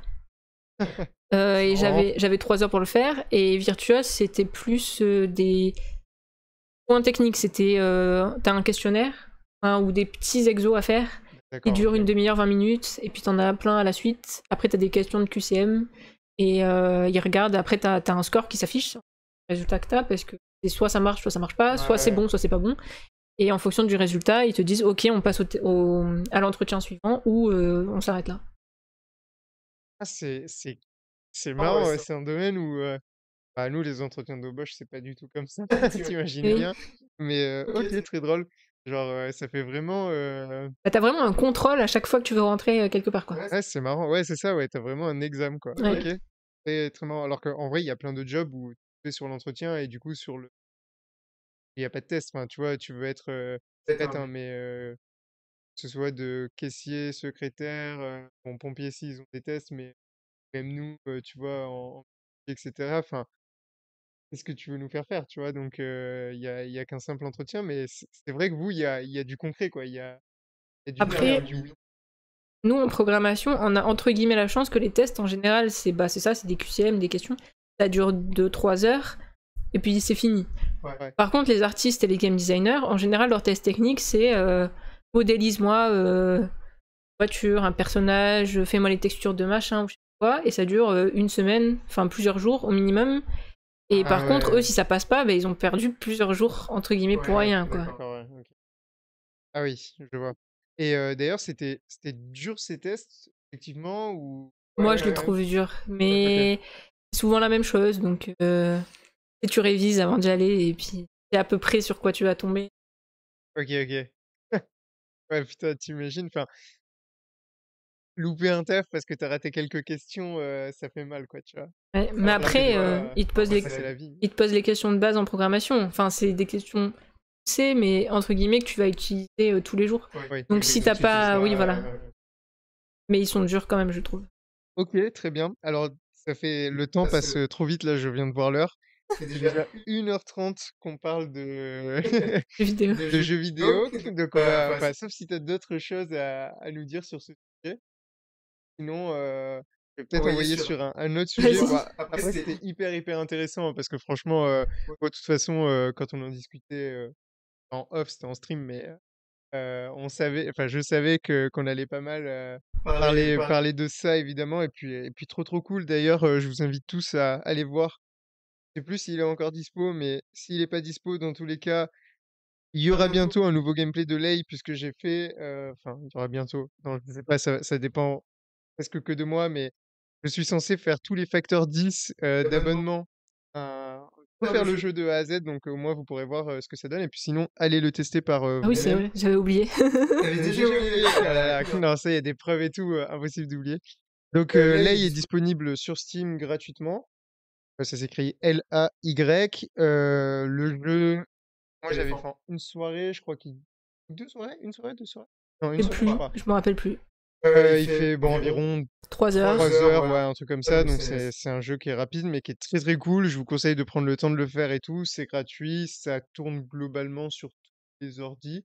Ouais, enfin, peut-être pas les grippins, mais Ouais, tous les ordis récents, quoi. j'allais dire, moi, c'est vrai que sur le Mac, ça marchait pas forcément. Après, le Mac, il est pas forcément... Ah, c'est pas trop fait pour le jeu, les Mac. C'est pas Hein. fait pour le jeu, exactement. Alors qu'il coûte plus cher que mon PC qui le fait tourner très bien, mais bon, c'est Mac. Mais du coup, voilà, c'est disponible, etc. Donc n'hésitez pas à aller tester. Et on va passer un peu à la suite. Juste avant que tu passes, j'ai une anecdote sur le fait que bah, le podcast s'appelle On est tous des randoms. On n'est pas tous. Sommes-nous vraiment tous des Voilà, randoms. sommes-nous vraiment tous des randoms. En général, quand les gens me demandent quel métier je fais et que je dis que je fais du développement de jeux vidéo, ils sont tous étonnés. Ils s'attendent absolument pas à ça. Ah ouais? Ouais. Et ouais, bah, comme quoi, bah, en vrai, bonne remarque. Et en fait, bah, alors moi, je me rends compte, tu vois, pour les podcasts précédents, il y avait beaucoup de biologistes, etc., qu'en fait, pour moi, c'est la routine autour de moi, de la même manière que j'imagine que pour toi, tout ce qui est les développeurs de jeux vidéo, game designers et tout, dont tu parles depuis le début, bah, en fait, bon, pour toi, c'est devenu la norme, et au final, que tu en croises un de plus ou un de moins, bah, ça change rien. Il y a plein de gens à qui ça parle pas du tout, tu vois, et même là, je pense qu'on peut encore s'amuser à en parler des heures, alors que, enfin, bon, pour toi, c'est la routine, comme je disais, alors que, enfin, moi, après ça, j'ai toujours aucune idée de comment on fait un jeu, tu vois, et et je serais très curieux de découvrir plus en détail. Et bon, le temps tourne, peut-être qu'il y aura un épisode 2 où tu nous feras des tutos. Qui sait. Donc on a parlé de ton parcours et tout. Oui, petite question par rapport à ça, mais bon, vu comment t'en parles et vu que t'es encore dedans, quand même un truc que passionne, j'imagine, de manière générale, ouais, c'est, je pense quand même sortir de ça un moment. J'ai pensé déjà, je me suis demandé si je passerais ma vie dans des bureaux sur un ordi Ouais. à faire des tâches. Mais là, maintenant que j'ai les responsabilités de manager, déjà j'ai plus le truc, bah, comme je disais tout à l'heure, humain, contact avec les gens. Ouais. J'ai un peu moins le truc de faire des tâches répétitives toute la journée. Donc pour l'instant, je suis pas partie pour changer. Peut-être un jour je change. Je sais pas, on verra. Ouais. Puis bon, t'aimes toujours quand même de manière générale, tu joues. Ah oui, oui, je joue toujours. Mais c'est pas la même chose de jouer et de les développer. Ouais, c'est sûr. Je me Et lasserai jamais d'y jouer, par contre les développer, peut-être un jour j'en aurai marre. OK, tu vois vraiment la différence maintenant que Oui. c'est marrant parce que bon, j'imagine que pratiquement tout le monde pareil, ça naît d'une passion des jeux vidéo de devenir, développeur et cetera. Je connais personne dans le studio qui développe, qui ne joue pas au jeu. Ouais, voilà. Après, on joue pas tous au même jeu, Bien sûr. mais voilà. Et ça fait sens en même temps, tu vois? Parce que je veux dire, si tu jamais joué à un jeu vidéo, bah, tu pas toutes les mécaniques, enfin, bon. OK, OK, très bien. Et tu nous nous l'as dit, au début et on l'a évoqué et cetera, que tu fais aussi, de l'équitation. Oui, tu Tu montes encore d'ailleurs? Oui. Ouais. OK. Hem Et ta 2e passion? Oui. À l'époque ça l'était, ça l'est toujours donc très bien. Ça fait combien de temps que tu montes à cheval? j'ai 23 ans, je monte à cheval depuis que j'ai 9 ans, donc ça fait 14 ans. OK, très bien, très beau calcul. 14 14 ans, OK. Tu toujours monté en club? En club là actuellement d'ailleurs? Non. Enfin, j'ai toujours monté en club jusqu'à ce que j'ai mon cheval. Maintenant, je monte en propriétaire. Donc, je suis pas en cours de club. OK. Donc, ta jument s'appelle, Kiowa. voilà exactement. Donc, que j'ai connu, que j'ai peut-être même monté, je Sûrement, pense. je pense. Sûrement possible, ouais. Je suis en train de Mais réfléchir, avant que je l'achète, je pense. Ah oui, clairement, très clairement. Bah, je crois que de toute façon, tu l'as acheté, Après que tu partes, je crois. voilà. Et clairement. Et donc là, maintenant, elle t'a rejoint à Lyon Oui. depuis peu, si Depuis avril. Ouais. Avril, ouais. OK. Et Oui. j'ai plein de questions qui me viennent en tête en plus, là, c'est presque presque un un truc que je maîtrise, mieux qu'encore. OK, Et on va commencer par la question la plus évidente et peut-être ça va parler à plus de monde, même ceux qui te connaissent pas. Tu as quoi comme niveau en équitation? Officiellement, j'ai le galop 5. Ouais. Il y en a 7 au total. Il y en a 9. Ah ouais, c'est vrai. Moi, j'avais oublié. Il y en a 9 au total. Bon, c'est vrai que le 8 et le 9, ils servent pas à grand chose, on dit, ouais. donc c'est pour ça. Mais non, moi j'ai le 5. Après, je me suis jamais remis à faire les trucs pour passer les galops, quoi. Donc, Bien sûr. Et maintenant, tu montes encore parce que tu disais, tu fais plus de cours. Mm. Du coup, tu montes encore. Enfin, tu montes quoi? Juste pour le plaisir maintenant ou Tu fais encore de dressage? bah là, en fait, comme ça faisait 2 ans que je montais pas, et je me suis remis à monter, là, on l'a récupéré à Lyon en avril, ma poney. Ça fait 2 ans que tu montais pas? Parce que j'étais à Montpellier et qu'elle, elle était encore ici. OK. Donc ça faisait 2 ans que j'avais pas monté, donc là je me suis remis à cheval entre guillemets de mon côté en faisant du dressage. J'ai ressauté une fois avec elle, mais c'est tout, et de la balade. Ok. Je pense qu'à la rentrée de septembre, je commencerai à reprendre un peu des cours occasionnellement avec les moniteurs de là-bas. Ok. Mais je referai pas le cours toutes les semaines régulier. Ouais, compliqué peut-être aussi avec le travail.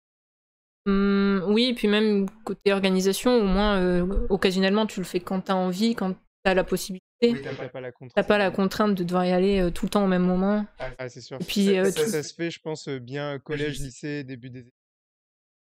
Puis comme ça, tu peux le faire le soir, l'été, quand il fait pas trop chaud, et en journée, quand il fait encore jour l'hiver, parce qu'il y a toujours un décalage entre l'hiver et l'été aussi. Donc là, la reprise, ça serait peut-être plus sous forme de cours particuliers, quoi. Non, parce qu'ils font des cours collectifs pour les propriétaires. Donc je pense que je m'intégrerai un peu au milieu. Ouais, ok, pratique. Ok, donc Kyo, elle a quel âge d'ailleurs, Kyo?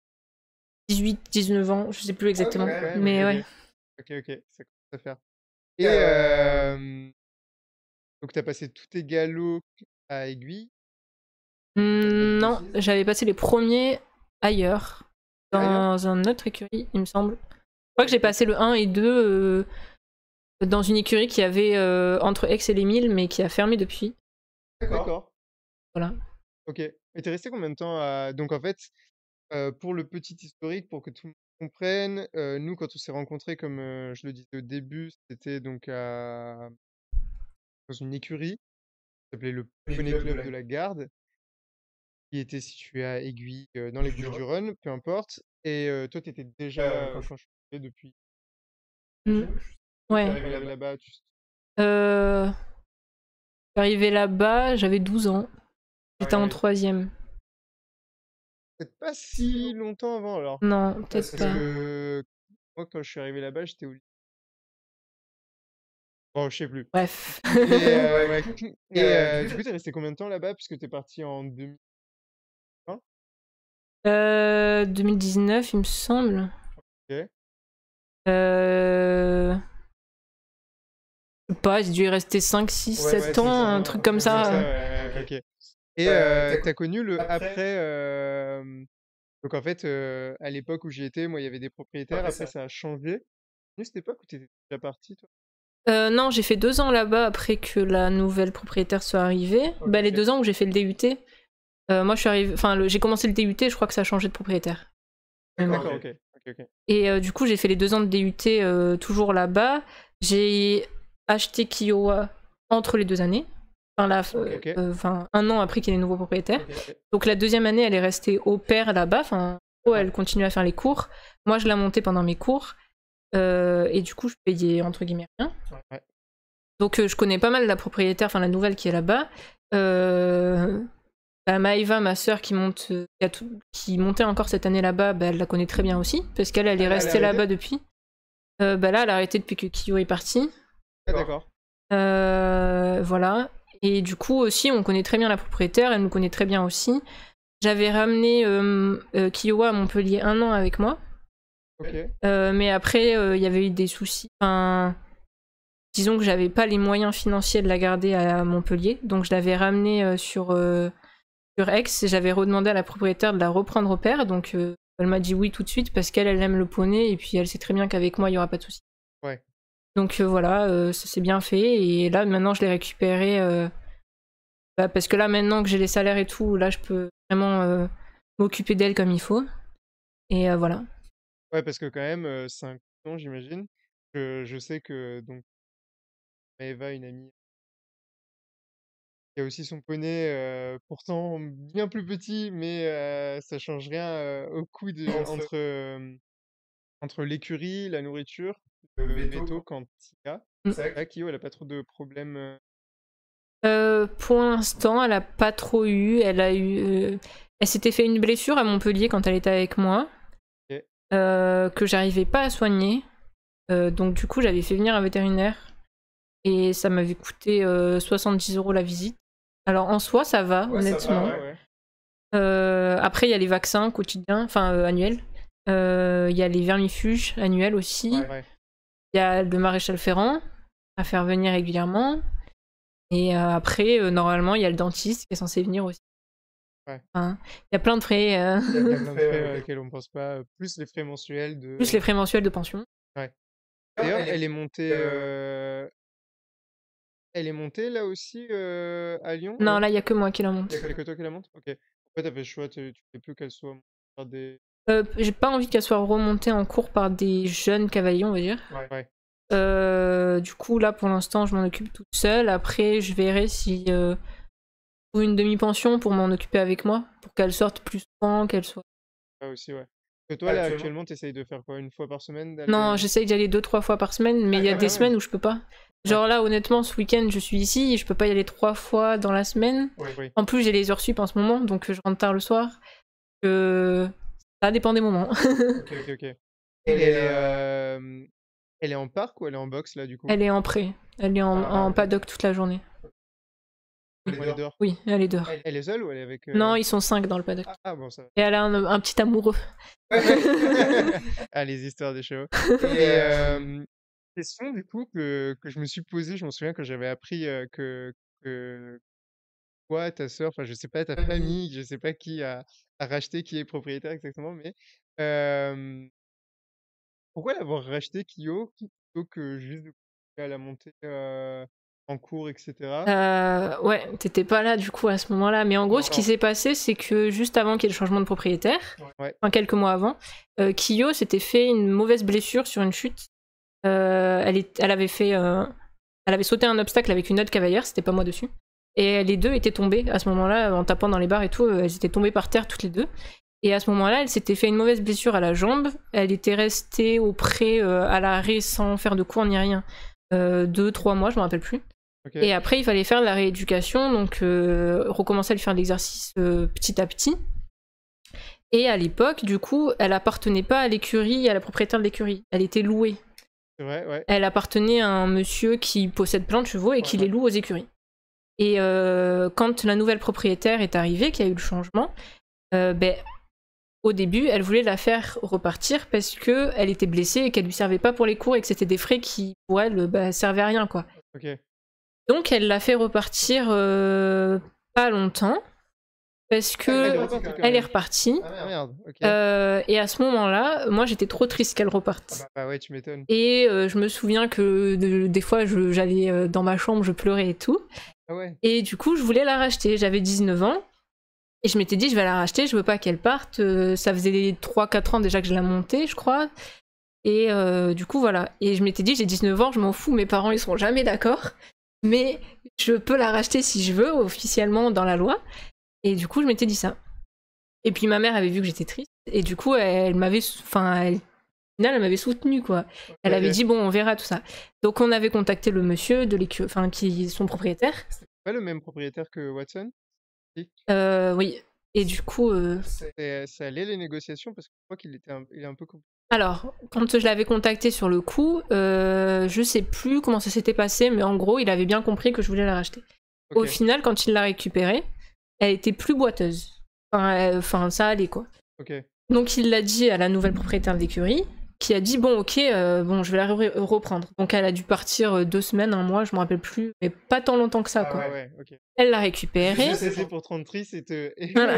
et te faire dire. Mais du coup, c'était pas allé beaucoup plus loin. Et alors, je me rappelle plus quelle période c'était, mais je crois que c'était autour de Pâques. Ok. Elle s'était refait mal, ou en tout cas, elle s'était remis à boiter. Et donc là, pareil, la propriétaire de l'écurie, elle a dit, bon, je la renvoie, quoi. Enfin, c'est trop chiant. Et quand elle a voulu la renvoyer, le propriétaire de mon poney lui avait dit, je me souviens qu'il y a une cavalière de chez vous qui est intéressée par la jument, dites-lui pour qu'on rediscute ensemble, si elle veut la racheter. Ok. Donc c'est lui qui avait initié le truc. Et la propriétaire était venue me voir justement. Moi j'étais pas au courant qu'elle voulait la renvoyer et elle m'a dit je compte la renvoyer et je te le dis parce que le propriétaire m'a dit de voir avec toi. Je pas suivi. Pourquoi elle voulait la renvoyer de nouveau? Parce qu'elle était de nouveau boiteuse. Elle s'était refait mal. Oui, d'accord, ok. Mais du coup voilà, moi elle me l'avait pas dit au début qu'elle voulait la renvoyer. Je l'ai su parce que c'est lui qui lui a demandé de venir m'en parler. Ok. Du coup je l'ai rappelé le monsieur.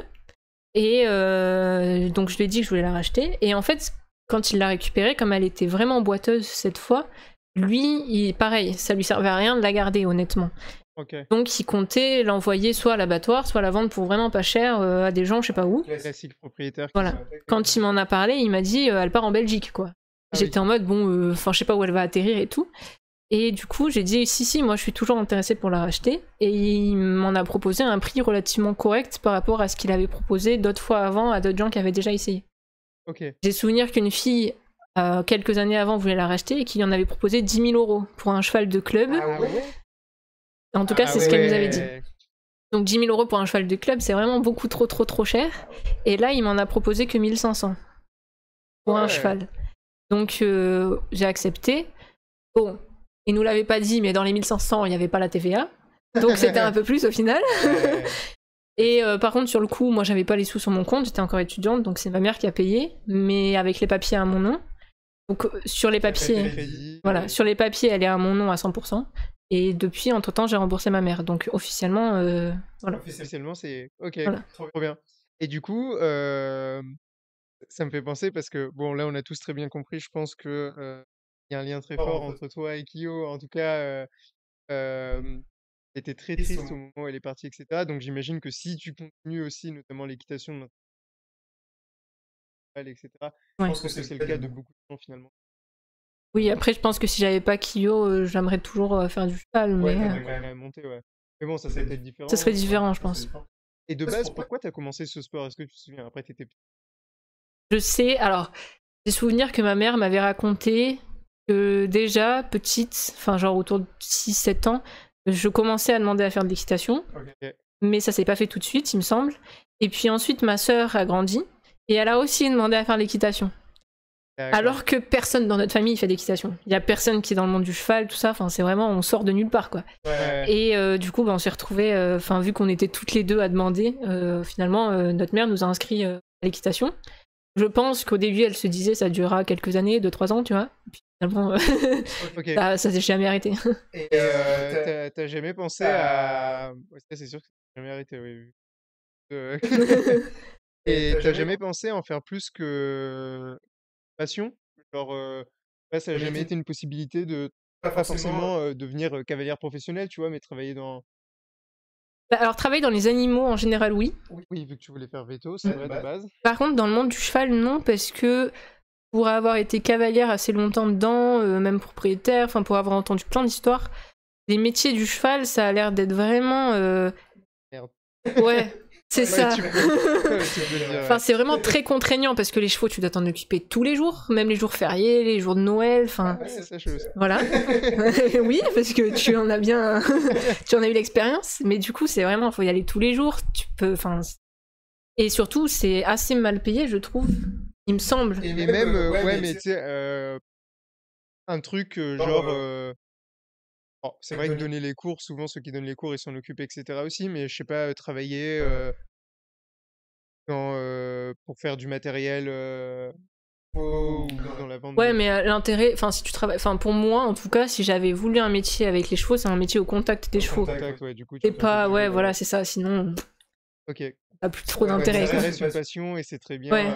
enfin un loisir, pardon, et Ah. c'est très bien. Ok, ok. Alors, écoute, si t'as quelque chose d'autre à nous dire sur l'équitation avant que on passe un peu aux dernières petites questions, mais si t'as quelque chose à Faites de l'équitation, c'est vraiment trop bien l'équitation. c'est vrai que c'est cool et c'est vrai que moi c'est un truc qui me manque. Alors après j'ai la chance globalement 1 à 2 fois par an, enfin plutôt une quand même, je m'organise une balade genre dans le Verdon, des trucs comme ça, mais c'est vrai que c'est quelque chose qui manque. Après c'est quelque chose qui prend beaucoup de temps aussi, faut dire. C'est vrai que enfin toi tu vois, bon alors toi t'es proprio et tout, donc c'est encore plus de temps, mais faut y aller quand même. Déjà pour progresser, faut je pense au moins faire 1 ou 2 cours par semaine. Ouais. Toi t'étais à un rythme de quoi? De 2 cours? Non, un cours. Un cours? Il y avait pas le mercredi et le samedi? Il y avait un délire, je sais plus, mais peut-être ma soeur faisait le mercredi et moi le samedi ou un truc. Du coup, on y allait les 2 jours. Enfin, de toute façon, même quand on n'avait pas cours, on y allait, quoi. Mais officiellement, on n'avait qu'un cours par semaine. Ok, d'accord. Ouais, bon. Parce que j'allais dire, ouais, pour progresser, il faut 1 cours par semaine, mais finalement, non. Pas. Et après, si tu veux faire du concours, de la compétition vraiment haut niveau, là, c'est plus qu'un cours par semaine. là c'est autre chose. Mais pour le loisir, un cours, c'est pas mal. Ouais, ça suffit. Et je sais plus pourquoi je disais ça initialement. Ouais, ça prend du temps, etc. Et c'est vrai que c'est un truc auquel on s'attache. Et moi, je sais que c'est un truc que j'aimerais refaire, mais bon, c'est pas. En plus, là, à Marseille, je sais pas où est l'écurie la plus proche, j'en ai strictement aucune idée, mais en tout cas, c'est pas en centre-ville, quoi. Donc bon, un peu compliqué. Mais pour revenir sur ce que tu disais, ouais, essayer au moins de faire de l'équitation, même s'il y en a qui ont peur des chevaux, je pense que essayer d'aller Même faire une balade, hein. Juste une balade. exactement. Franchement, puis il y a des endroits, genre partout en France, mais moi je vais dire ce que je connais, genre dans le Verdon à 1 heure, 2 heures d'ici, où en fait il y a des lieux super beaux, il y a rien à faire en balade parce que c'est des chevaux de balade, globalement on pose son cul sur une selle et on attend. Alors ce qui est du coup peut-être des fois un peu frustrant parce que on a envie de faire autre chose, mais bon voilà, c'est des choses qui s'apprennent. Ok, on va terminer par toutes les petites questions que je pose aux gens pour la fin. Avant je relis les notes, mais je crois qu'on a pas posé les questions directement, mais on a abordé un peu tous les sujets.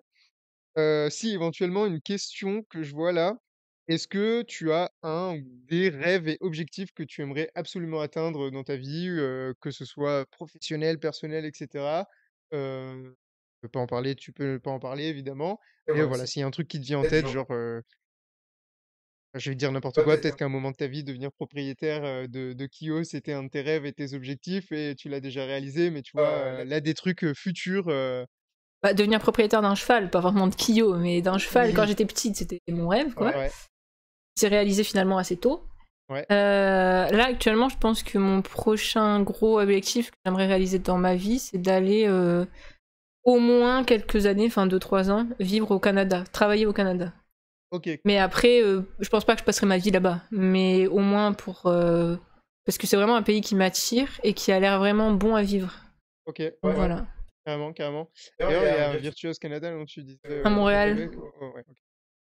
Donc, bah, pratique. Et surtout qu'au Canada, il y a l'air d'y avoir des endroits pour faire de balade à cheval tellement oui, bien. c'est sûr. Alors, t'aimerais amener Kyo là-bas, Non. j'imagine? Ah oui, parce que... Jamais. De toute façon, Kyo, là, vu l'âge qu'elle a, dans 2-3 ans, elle part à la retraite, je pense. Ouais, bien sûr. Et je vais pas la faire voyager en avion. Déjà qu'elle aime pas le van, Ouais. je vais pas la mettre dans un avion. C'est pas Ah possible. oui, c'est avion pour les transports comme ça, c'est pas bateau? Ah non, pour les emmener là-bas, c'est avion. Bah, bateau, ça serait tellement long.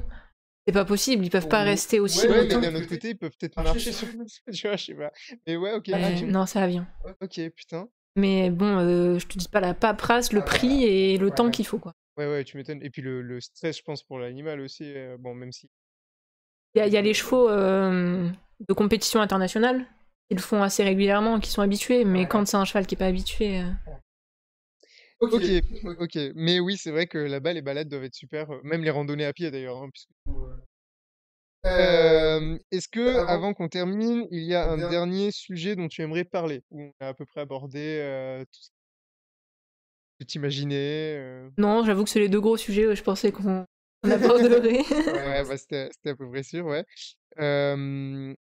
Et pour terminer, les 2 derniers petits points que je demande à tout le monde, est-ce que tu as une découverte culturelle à partager? Donc c'est pas forcément un truc récent et ça peut être n'importe quoi, que ce soit un livre, un jeu, un film, un podcast, un article que tu as lu quelque part, enfin ce que tu veux, quelque chose voilà que tu aimerais, que toi tu as pu découvrir récemment ou qui a marqué ta vie et que tu aimerais partager pour, que les gens ensuite, puissent aller, se renseigner, voir, moi je sais que j'aime bien après aller regarder, ce que les gens ils m'ont dit pour voir, curiosité. Honnêtement, j'en ai aucune idée. Ah ouais? Vraiment. En fait, je vois plein de trucs tous les jours, mais alors là, trouver un truc à dire... Ouais, c'est un peu dur des fois. OK, donc pas forcément, je sais pas, de livre, de jeu qui peut te marquer? Alors bah, livre, je lis pas. Honnêtement, je vais être honnête, hein, je lis absolument rien du tout. OK. Que ce soit bande dessinée, manga, des livres de romans. Ouais, donc non. Jeux vidéo, le dernier qui m'a marqué, bah, c'est Tears of the Kingdom, Zelda. Ouais. Mais c'est tout. OK, et il t'a bien marqué? Enfin, je veux dire, Alors, d'ailleurs, ton ressenti dessus? m'a marqué au point où j'ai joué 2 semaines. Puis j'ai arrêté parce que je me suis remis accro sur un autre jeu. Et là, maintenant, il faut que je le finisse. Mais le début était vraiment cool et je sais que je vais le finir. OK. Donc voilà, bah, ceux qui veulent aller, jouer au nouveau Zelda, bon après je pense qu'il y a plein qui ont déjà joué puisqu'il a été attendu, heu, très attendu, voilà, c'est ça que je voulais dire. Et pour finir, j'aime bien que, voilà, si tu as un truc positif à partager, quoi que ce soit, une phrase, une pensée, la dernière fois, on avait eu quelqu'un qui avait dit: «Je t'aime» à ses parents, voilà, ça peut être n'importe quoi, tu vois? Truc complètement random, mais j'ai vu hier sur TikTok que la population de baleines, qui était une espèce très très en danger, avait augmenté et n'était plus en danger. Et ben, Voilà. c'est quoi comme espèce de baleine, tu sais? Baleine, je sais plus. Mais OK. une espèce de baleine. Et bah, trop intéressant. En plus, moi, je suis ultra fan d'animaux marins, donc Oui. trop cool. Donc voilà, retenez ça. Une espèce de baleine, on ne sait pas laquelle, allez faire la recherche par vous-même, n'est plus en voie d'extinction, visiblement. Plus en danger. Donc, très bonne phrase positive, bien trouvée. Merci beaucoup à toi, Laetitia, d'être venue aujourd'hui sur mon super canapé pour participer à ce podcast. Ça fait grave plaisir. On a abordé des sujets totalement différents de ce qu'on a pu faire jusqu'alors, donc c'est super cool. Merci aussi pour ton soutien pendant les streams, etc. Les streams qui devraient d'ailleurs reprendre un jour ou l'autre quand, parce que le problème, c'est qu'actuellement, je rédige ma thèse. Je ferai peut-être un podcast dessus un jour sur la rédaction de la thèse, mais du coup, il y a beaucoup de choses qui sont passées au plan B, enfin, de côté en tout cas. Mais les streams vont revenir, etc. Donc restez connectés. Merci encore une fois, Laetitia, Pas de pour ton soucis. soutien, d'être venue, etc. Passez tous un très bon mois de juillet si on se revoit pas d'ici là, et à très bientôt tout le monde. Au revoir. Au revoir.